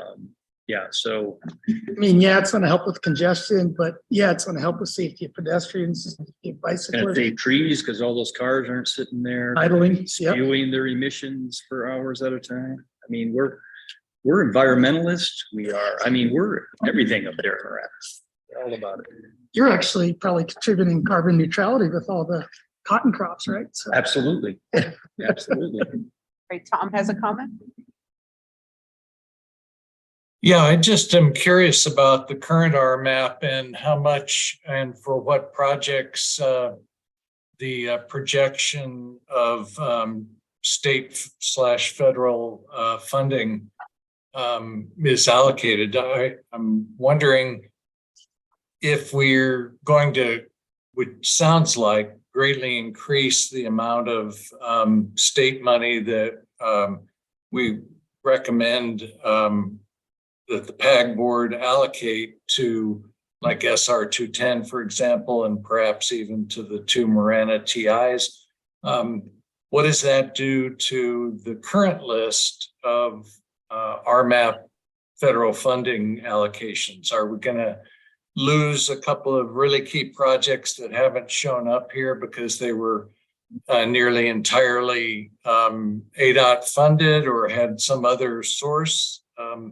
As a result, you know, I know that there's a lot of money over a 20-year period that's projected from the federal and state allocation, but can we try to figure out, based on what the current RMAP kind of priorities are, where we would be losing money, if at all?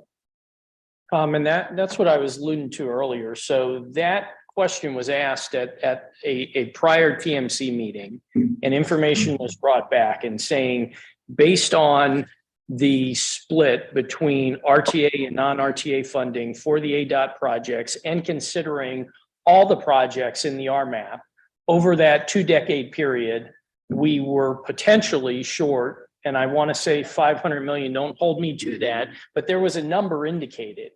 And so that was deemed to be the best we could do at this point, understanding that we're trying to project revenues and costs over a 2-decade period. So at that time, it was indicated and TMC felt comfortable with the split between RTA and non-RTA funding in the list as it currently exists.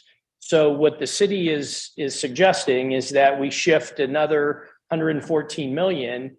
And if that number was 500 million and we're adding another 114 million, are we comfortable? Is the region comfortable? Is the PAG Regional Council comfortable in doing that? So that's the question. And I think we just need confirmation back on what that previously communicated amount was and what we're increasing it to based on the proposal by the city of Tucson. And I think that would be helpful and speaks directly to your question, Tom. Yeah, when's the next PAG board meeting? Next week. Next Thursday, May 24th. Sounds like a good question to lay on the table. Well, and Tom, I would just suggest, I think we're still working through stuff. We don't even know that we've got all the information in front of us to even Yeah. make a recommendation, no less to put a question in front of the PAG Regional Council. I think as part of this process, we will be recommending a plan to the RTA board, and there will be a corresponding conversation that has to happen by the PAG Regional Council that will involve the use of those regional funds towards projects that are identified as part of the RTA plan. And so on its face, I am reasonably comfortable with what has been suggested in terms of shifting the 114 million of RTA funding for the 210 projects over to the regional funding side of the ledger. But we all need to be comfortable with that and see if what I remember is in fact somewhat accurate, and do we want to go forward with that? Rod? Yeah, fair point. And it seems like each of the managers, would have a fair finger on the pulse of its, elected body to know how, as a group, the PAG council would look at it. So I agree with that. Tom Rudd? So, yeah, I agree with Carmine, but I want to point out a couple of things about how this system works. So the RMAP that's currently in place now from 2020, and again, Dave, Jeanette, Pocket, feel free to correct me, it's fiscally constrained, meaning that it's financially reasonable. So if we go and we look at this funding now and we shift the funding and reduce the projected funding in and out of the RMAP, it doesn't necessarily define which projects are going to be removed. That will come in the next RMAP process, at which point PAG will come to ADOT and PAG will say, okay, ADOT, this is now the funding available. You as a jurisdiction, which ones do you think are the priorities? And we will then move projects in and out into, what was the term? What I call the The reserve section. We will move projects into the reserve section to make it fiscally restrained again, make the whole system fiscally restrained. So at that point, those projects are going to be there. So I think PAG will only be able to, and the RTA staff will only be able to tell us a dollar value of how much potentially short the next RMAP would be. And just to add on to that, I would make a point that we're all of us trying to go after other funding sources, and little by little, as we get those other funding sources, things come off of that list. Sure, and I just want to make two quick points about the RMAP. One is that the RMAP that's currently in place did assume the continuation of RTA. So that was factored into that fiscally constrained number. And the other thing that the RMAP does not do, it does not tie specific funding sources to specific projects. It assumes that there'll be $15 billion over the course of the RMAP that will be spent, but it doesn't tie specific dollars to those individual projects. So by shifting money from RTA and saying this is where it's going to go with those projects are on the list, they're going to get funded somehow. It's just which flavors of money do we assign to those projects, which is done at the TIP process. That's not done. Jeanette? And your point about the assumption of RTA next continuing, that's a really good one. What was the percentage that it was assumed to be over the life? 17%? You recall? There was a specific percentage put in RTA next for what it would be, and we're not near that. So that's a good point to make as well. It's just the continuation of the house, and so I don't know exactly what it shook out to. I have to go back. So is the suggestion in moving the SR 210, those two projects over into this, this prioritized batch of projects for state regional funding. Forgive me if I botched that really bad, but is that exercise not really a bird in the hand? It's an uncertainty on SR 210 in terms of funding. I think it's worthy of analysis, and I. So do bird in the think- bush. Bird in the bush.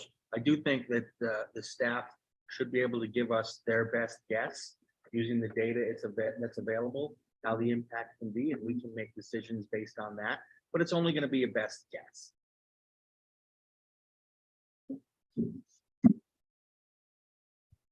Carmine, you had asked staff that, maybe when we meet next week, they would take the work of Tucson's analysis and apply it to this. What do you expect to see when that happens? That's a loaded question. So We're gonna be 38 million over. no, I appreciate that. Do we balance out with the target, right? The limit in terms of the named roadway projects? Because So this did do that. This balanced out, there were cuts based off of prioritization. it did. And, again, thinking regionally, right? So all 7 of the county's projects are currently in. We've got 5 capacity projects and we've got a new segment, and actually there's 2 new segments, but one of those is the Sonoran Corridor, right? So we've identified, county really has 6 projects and we're partnered on the Sonoran Corridor with other regional jurisdictions on that. So ours are in. Where we left off and the vote that was taken on this approach had a no vote from the city of Tucson. Yeah. And they said, we're going to go back, we're going to look at our projects, we're going to look at scope, we're going to come back with some information for further consideration. So if we're looking at this regionally, how do we get as much of what the region is looking for?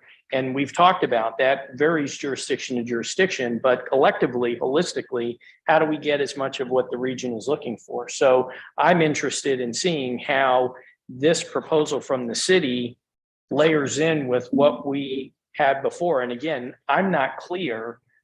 Shane, you had asked a couple of times whether that means by applying the city's proposal, do all 16 of their projects make it in? I'm not clear on that, whether that happens or not. What's the result of these changes that are shown here? Yeah, so if Well, 100 million comes off for the SR 210, and my exercise had a residual of 75 million on the table, then wouldn't that be 175 million that could now further additional modernization projects in addition to what was prioritized on this sheet? And if that's the case, then that's a lot of these projects if Tucson just prioritized them just a little differently. There are some that couldn't get funded. The Speedway Boulevard is 100 million, by itself, but you could knock off a big chunk of most of the other ones with the 175 million to play with. And so when you're looking at the number of projects the city would have, that's a sizable chunk of change, plus the categorical allocations that I'm assuming are largely going to go to the city of Tucson as well, and rightfully so. Yeah, so what Why I don't we would, let City of Tucson answer that? Yeah. Are they all in there or not? All 16? So parts of most of them are, because we moved so much of the scope to the categorical areas, but we did remove substantial parts of the scope, primarily paving. So there'll still be gaping holes, right? But those were removed. Those scope items were completely removed. So while the project areas still are pretty much all in, not every single scope item is still in the list. The thing that is a little dangerous about moving them according to this is the map that I think Pocky you sent out to this group is very white, doesn't have a lot of lines shown. And that sometimes leads to people not feeling as though they're getting anything from the dollars they're being asked to tax themselves with. Completely agree with that, which is part of the pressure that we're all feeling to jump into the discussion on the categoricals, because we think that a lot of the blank spots could have dots or lines or something using the categoricals in some form or fashion. I just have a hard time getting there until we can settle on how to move forward. I would agree if that was a direction, Carmine, to staff, to see, if we apply what Tucson has put forward to this spreadsheet, what is the residual number down there that can then go to further additional modernization projects? I think that makes all the sense in the world to me. I'm just curious to know if that's meeting what you're expecting or not. So I think if we step through it, going through the first one is reduce the RTA contribution to SR 210. So that is straightforward. Those numbers get reduced on this spreadsheet.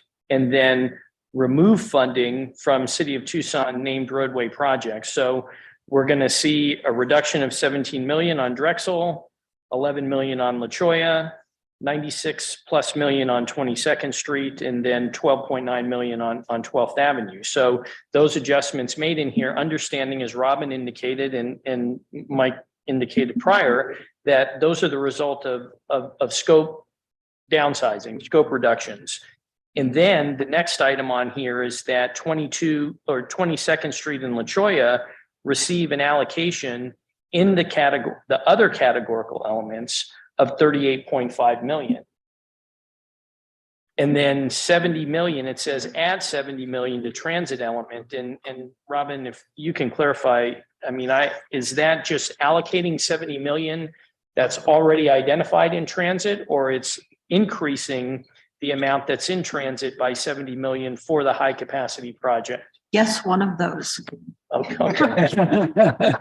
So I think, right, if we adjust the project dollar amounts on this top half, right, the 210 and the scope changes for the city projects, then somewhere on this spreadsheet, and maybe it's on the second page, there needs to be a reservation of 38.5 million somewhere, right? Whatever this Could be below this. Right, whatever this total, right? So as those projects get adjusted, this amount, right, Will grow. And then from that amount, 38.5 million needs to be reserved for 22nd and La Cholla, regardless of whether those projects ultimately are named in the non-roadway categoricals or they stay in the roadway categorical. Yeah. And then there's the question about the 70 million for the high capacity.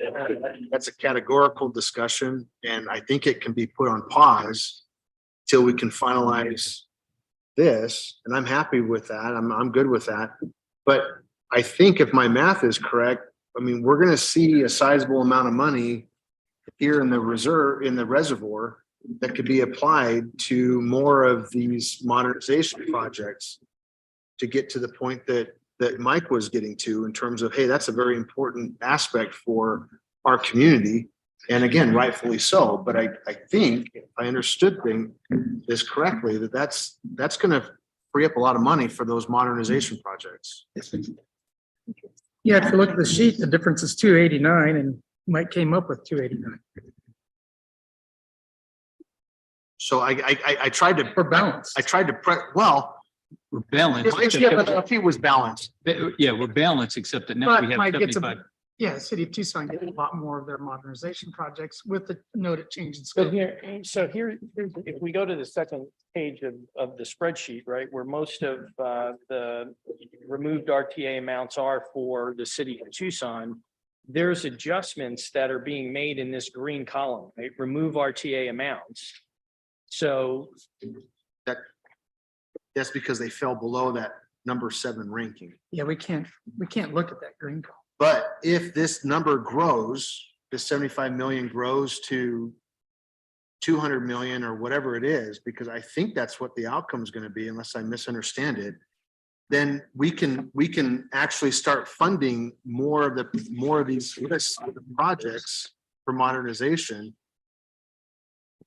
Speedway may not be able to be funded, or maybe most of that money goes to Speedway and they can't fund as many more. But if Speedway isn't programmed and they decide, hey, we're good with funding priority number 10 through 16, I mean, that's their call, but there's a lot more money on the table for modernization projects, I guess is what I'm saying. I get a feeling like I'm saying this, but I'm missing something really big because I don't see a lot of head nods around the table, but Well, if, so It's just I'm math. not sure if you're missing anything or not, but Yeah. so all of these projects below, number 7 on priority. correct. So number 8, all of those have already been removed. Right? Based off And- of this exercise. Right. But Mike All of wants to those put have them been back in. removed, but they've added them back in Yeah. with this, with the Well- reduced scope. They've disregarded this altogether. And that's The okay. green Again, column. there's two different paths here. Tucson's approach is, we're not looking at this. We're taking the full list of 37 and we've found a solution to the 289 million differently. I found a solution to 289 this way, based off of our prioritization as a group, with a balance of $75 million. But you're adding the two together. I'm asking if it's possible, if we take this list of suggestions, take 210 out, SR 210 out, that adds 114 million to the 75 million. Is that, everybody, is that good? Am I thinking about it right? Maybe could I make a recommendation that we're gonna meet next week? Yeah. Why don't we have staff add a third column with the city of Tucson proposal so we can see it all clearly? Because there's some gaps, I think, between this presentation, because I went through and I earmarked all the projects that Mike spoke about, and there's still some missing of these 16. There's some that have not been addressed. So I don't know if that means he's given up on, like, for instance, 3648, 3669, 3668 is not talked about in this proposal. So I don't know if that means he's wiping those out, because they don't talk about a rescope. So I think we need to, I think that would be a best use of our time. Have staff make a third column. I was actually the city, I was gonna ask that same question. I was waiting to see if 3648, 3669, 3668, are those being removed completely? It's not clear. It's not clear, so I wanted to know if you're taking those away or, because they're not listed anywhere. We were leaving those in So they're gonna be left in as is. in their entirety. Oh. But the other ones, they're reducing scope. Okay. I Correct. So I just think there's two different think paths. we need to do the math. So. That's why I wasn't Are you nodding. The understanding math what I'm saying? Yes. Okay, was so not is there a way to do this spreadsheet as Carmine's suggesting to, to show, okay, if we apply these recommendations, does that change this residual balance?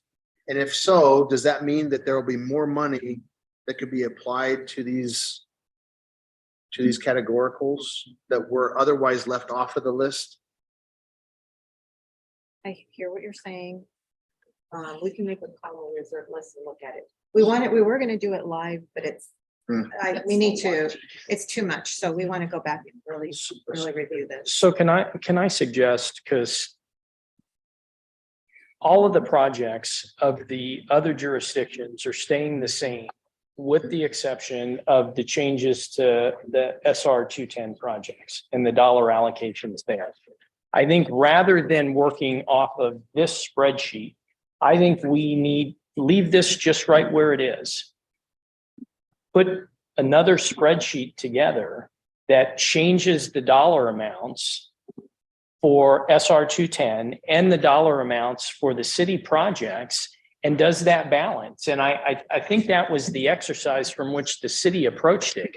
They we're trying to, and I'm part of the we, right? We're trying to blend these two things together. And maybe that's where we're making it more complicated for ourselves. If we just create a spreadsheet that shows the changes to the RTA funding amount for SR 210 and the changes in the city projects, and we look at, does it balance, then that is what we need to see. I agree with Carmine. I don't think we can blend them. I think we've got to separate it. No, we were gonna revise this spreadsheet into the new information. I think a brand new spreadsheet.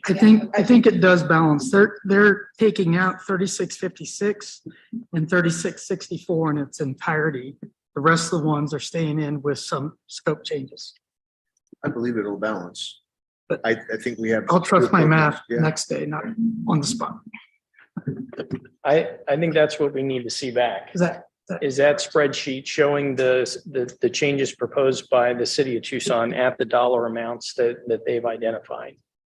There's still this piece of, are projects moving to the categorical, or is funding moving from the categorical to the project? That's gonna have to be sorted through. Tom, I see Tom's hand up. Maybe he's got some good guidance for us. Probably not, but at this point, I would suggest that we add back in the high capacity transit project and indicate that it would be funded from wherever the choice is to fund it. I suppose as Mike was suggesting, that it be from the transit bucket. But I think we need to start showing it, since we know it's a project. And he did say it's not 3660, or he's recommending that it be the other HCT project, not the one that we've been operating under. Total cost. He said it was Ronstadt to Tohono Today. Yeah, I forget the number on that. 70 million is what he's showing on here. Yeah, the assumption is the other half would be federally funded project. So it's 140 approximately million. that. 140, 150. Round them.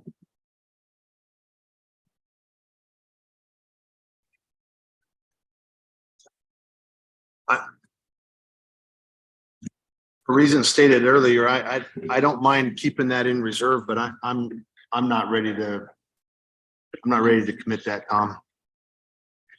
In categoricals, only because I want our focus to be here on these named projects, these roadway projects, before we get into categorical. But that's just my opinion. Okay, but aren't you already doing that with the proposal that's on the table now? You're going to put back the city of Tucson projects 8 through 16, but you'll be showing a different source of funding for them, which will include, there'll be federal funding for some, and then for these Tucson projects and the modernization, they'll be coming from safety and the other categoricals. Is that one of these projects? You're already doing that. I know, but this is a different project altogether, right? Yes, yeah. It's not on. Yeah.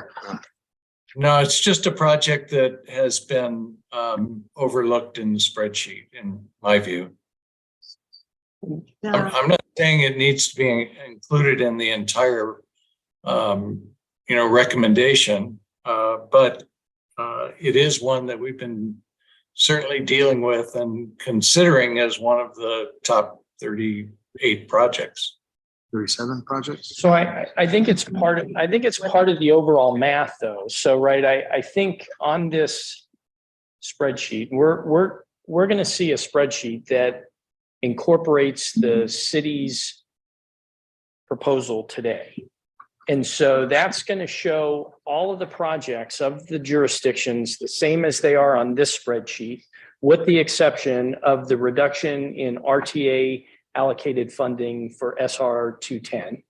I think that we can, through highlighting of the cells, right, show which of those the city has made an ask to receive funding from one of those other categorical elements. If we lay it out, does the math work for all of these components, right?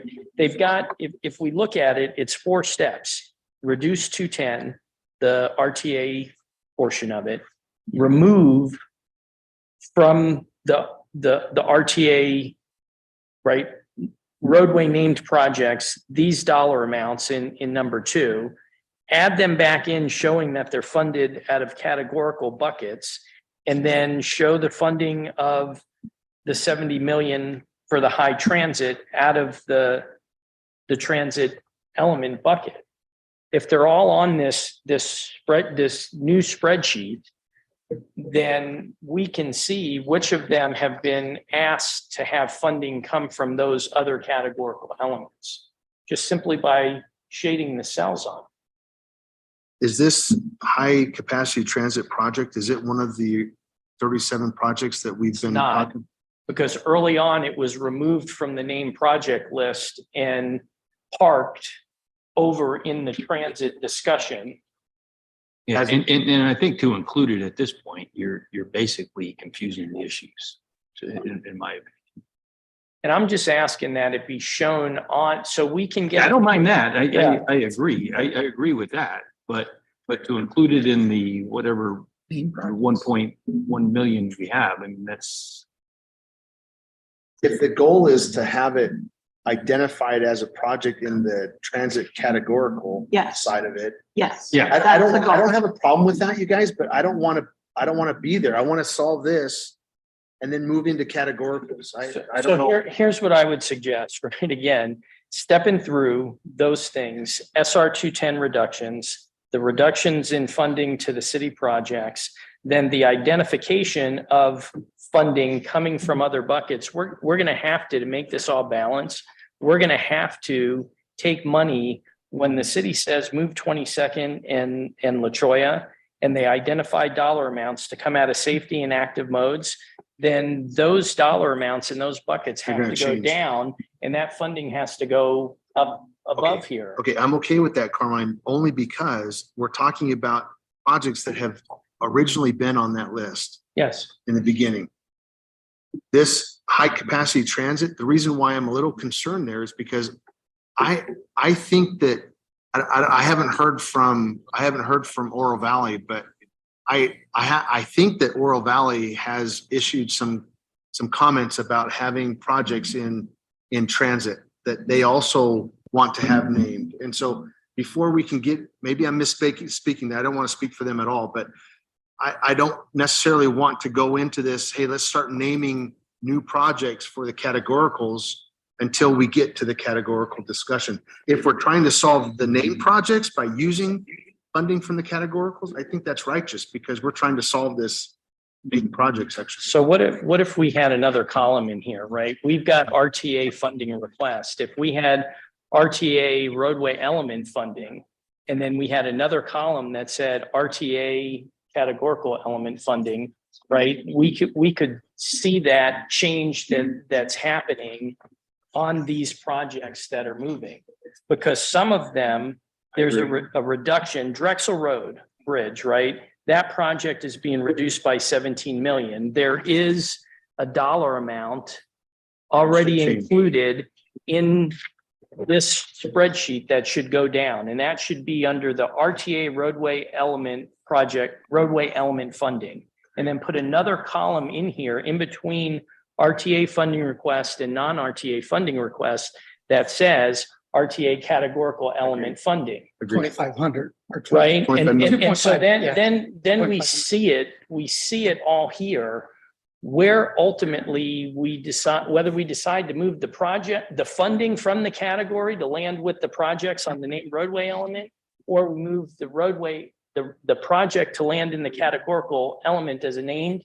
We can decide that later, but I think we need to see all of this proposal laid out in a spreadsheet, and then what is the bottom line balance? And we look at it and go, okay, that all works from a dollar amount. If we're adding another column and this says take money out of safety and active modes, 38.5 million for 22nd and La Choya, that should be in a separate column that we see those monies came out of safety, right? It's on this sheet right here. La Choya Boulevard takes 7.6 million from safety and 3.4 million from active modes.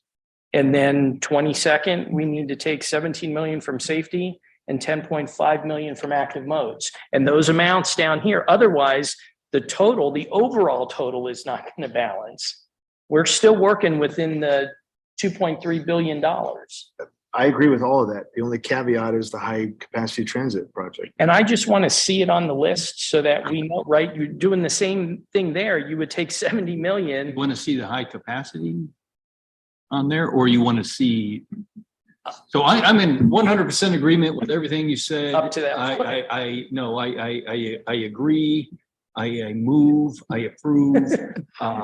So passed, let's move on. I'm just not in favor. I'm in agreement with Shane that we not include the high capacity transit. So the transit item was not removed because it was low priority. It was removed, the high capacity transit was removed to be put in the transit item. So like these on the 37, if you're talking about moving some of those to the categoricals, then this is then in the same case, because that was never removed because it was a low priority. It was only removed because it was considered to be not a corridor project. So I agree, it's a project that's going to move forward, but for purposes of what we're talking about here and trying to get to the finality of what we're trying to get to, I just think I mean, whether you put it in or don't put it in at this point, you beat me down to death. So I'm okay, right, with the footnoting, just so I just want to see it. I don't want it to be invisible. I want to see it somewhere. So if it lands as a footnote, to say that it is included in the 510 million of transit, I just want to clarify, I know we have people on queue, but to clarify the high capacity transit, the transit sub-element, the CAC transit sub-element subcommittee has not discussed the high capacity project yet. So the 510 million that the CAC transit sub-element has been looking at does not include that, just as an FYI. So they still need to go through that. but maybe footnote it that it's still pending discussion by the transit, Yes. There you go. transit subcommittee. Yes. I'm okay. All right, I'm going to go ahead and move on to Jason. He's been patient.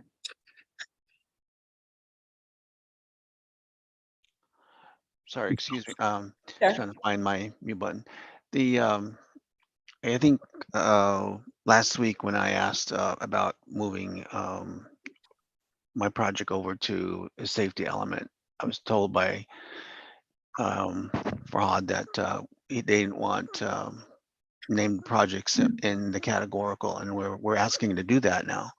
And so I think we need to get clarification from PAG whether or not we're allowed to do that. And so, which per Mike's recommendation, a lot of his projects would be moved over to categorical items. So we need to get clarification from PAG to whether or not we're allowed to do that. So that's it. Thank you. Jason, I think we're parking that discussion. We're just trying to identify where the dollars might be allocated from. And we need to come back to then where does that project get reflected? So I agree with you that we need to decide that. That's an open question. We heard from staff earlier that it was a practice or a preference not to have named projects in the categorical, the non-roadway categorical elements. So that was a clarification. I had heard maybe incorrectly that there was a prohibition or a limitation or restriction on being able to do that. I think we absolutely need to come back to that conversation. I think that's one of the elements that the CAC is discussing Struggling. in terms of, right, a proposal that has been put forth, an alternative proposal that has been put forth for discussion. So I think we all need to come back to that at a point in time. All right, thank you, Carolyn. Thank you. Well, you've pretty much already talked about this a lot, but I just want to reiterate what Tom asked and what Carmine and Robin were saying about that high capacity transit project, because both the TMC and the CAC voted to move it over as it was more appropriate for a named project in the transit. However, we also voted that we take that budget and put it in transit budget. And so what we have been doing at the transit subcommittee has been looking at only operational cost from Suntran that adds up to 510 million with no discussion at all about the high capacity transit. So I think Robin is correct that it fits exactly into the same category as the other ones, other named projects that we're trying to go over to categoricals. So I believe it should be on that list, no asterisk. It fits in with the other projects and it needs to be dealt with somehow as a named project. And as you recall, when we had the streetcar, there was also federal matching dollars. So hopefully that would qualify again for matching funding. But in any event, a lot of the transit Suntran budgets would have to be cut to fit this in as a named project. So it's just another funding dilemma to add to your many now. Thanks.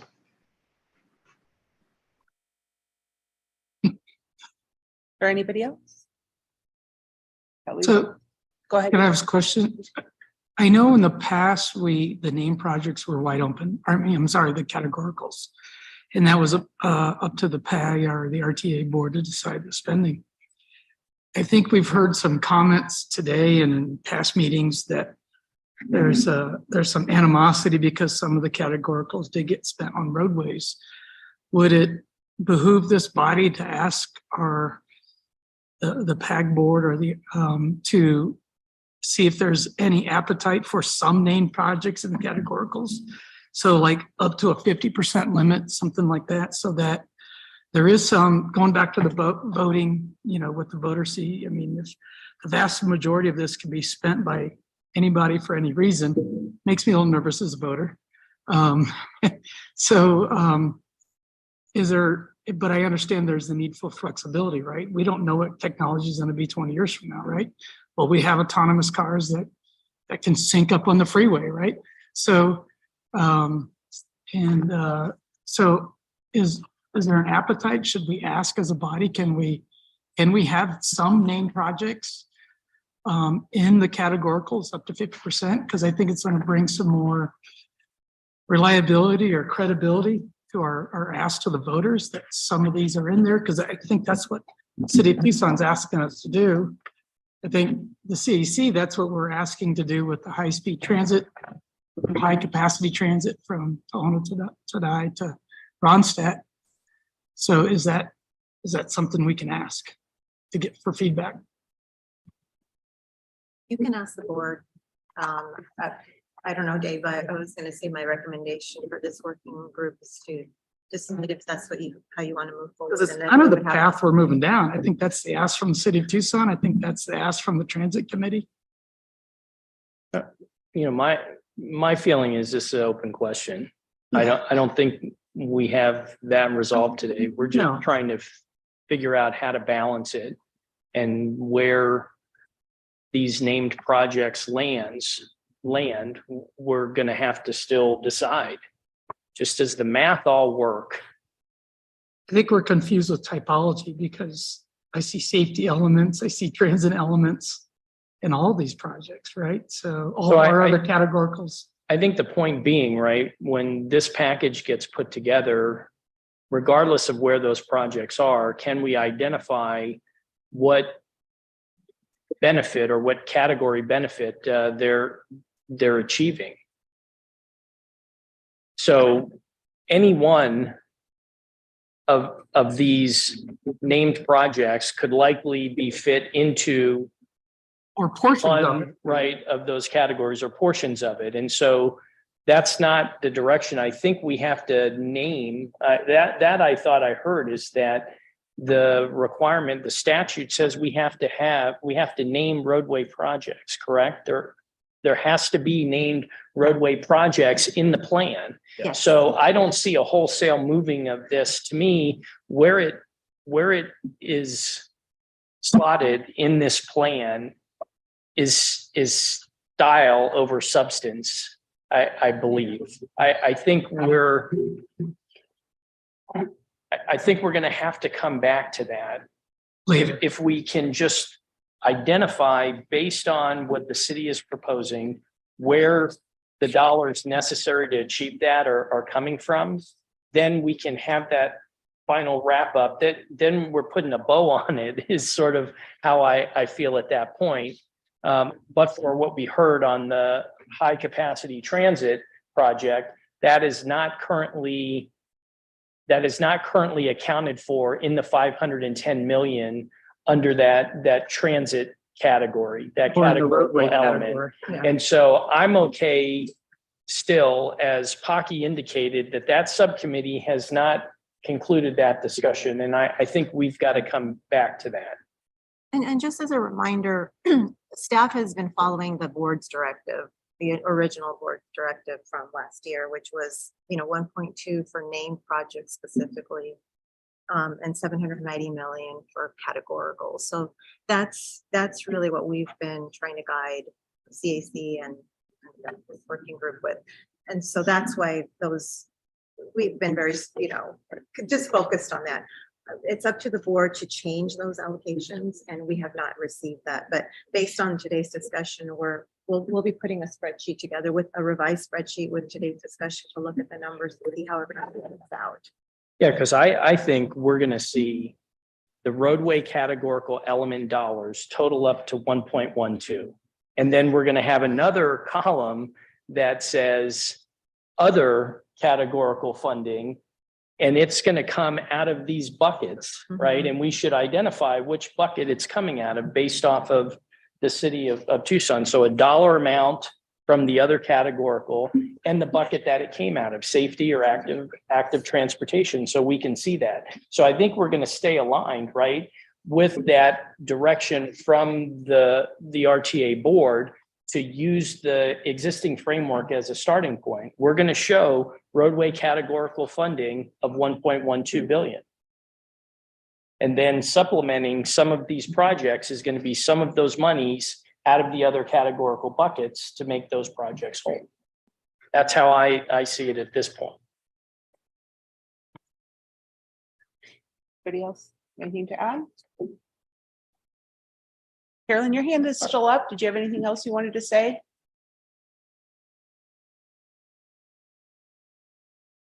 All right. We're meeting next week. Nope, sorry about that. Put it down. Is there interest I to think, get everybody back together, the ad hoc again in a week? I think we have to. I don't think we have a choice. I think we need to keep hammering it. In the past, have we needed a motion for the body to determine that, or do we just No, schedule, we get an will, agenda out today? we'll look at May 24th at 9 a.m. All right. We'll send out information to you. All right. Thank you. Great work, everybody. Yeah, that was good. But as a recap, we're asking Exhausting. staff to do the chart, the new chart. Are we out? We are adjourned.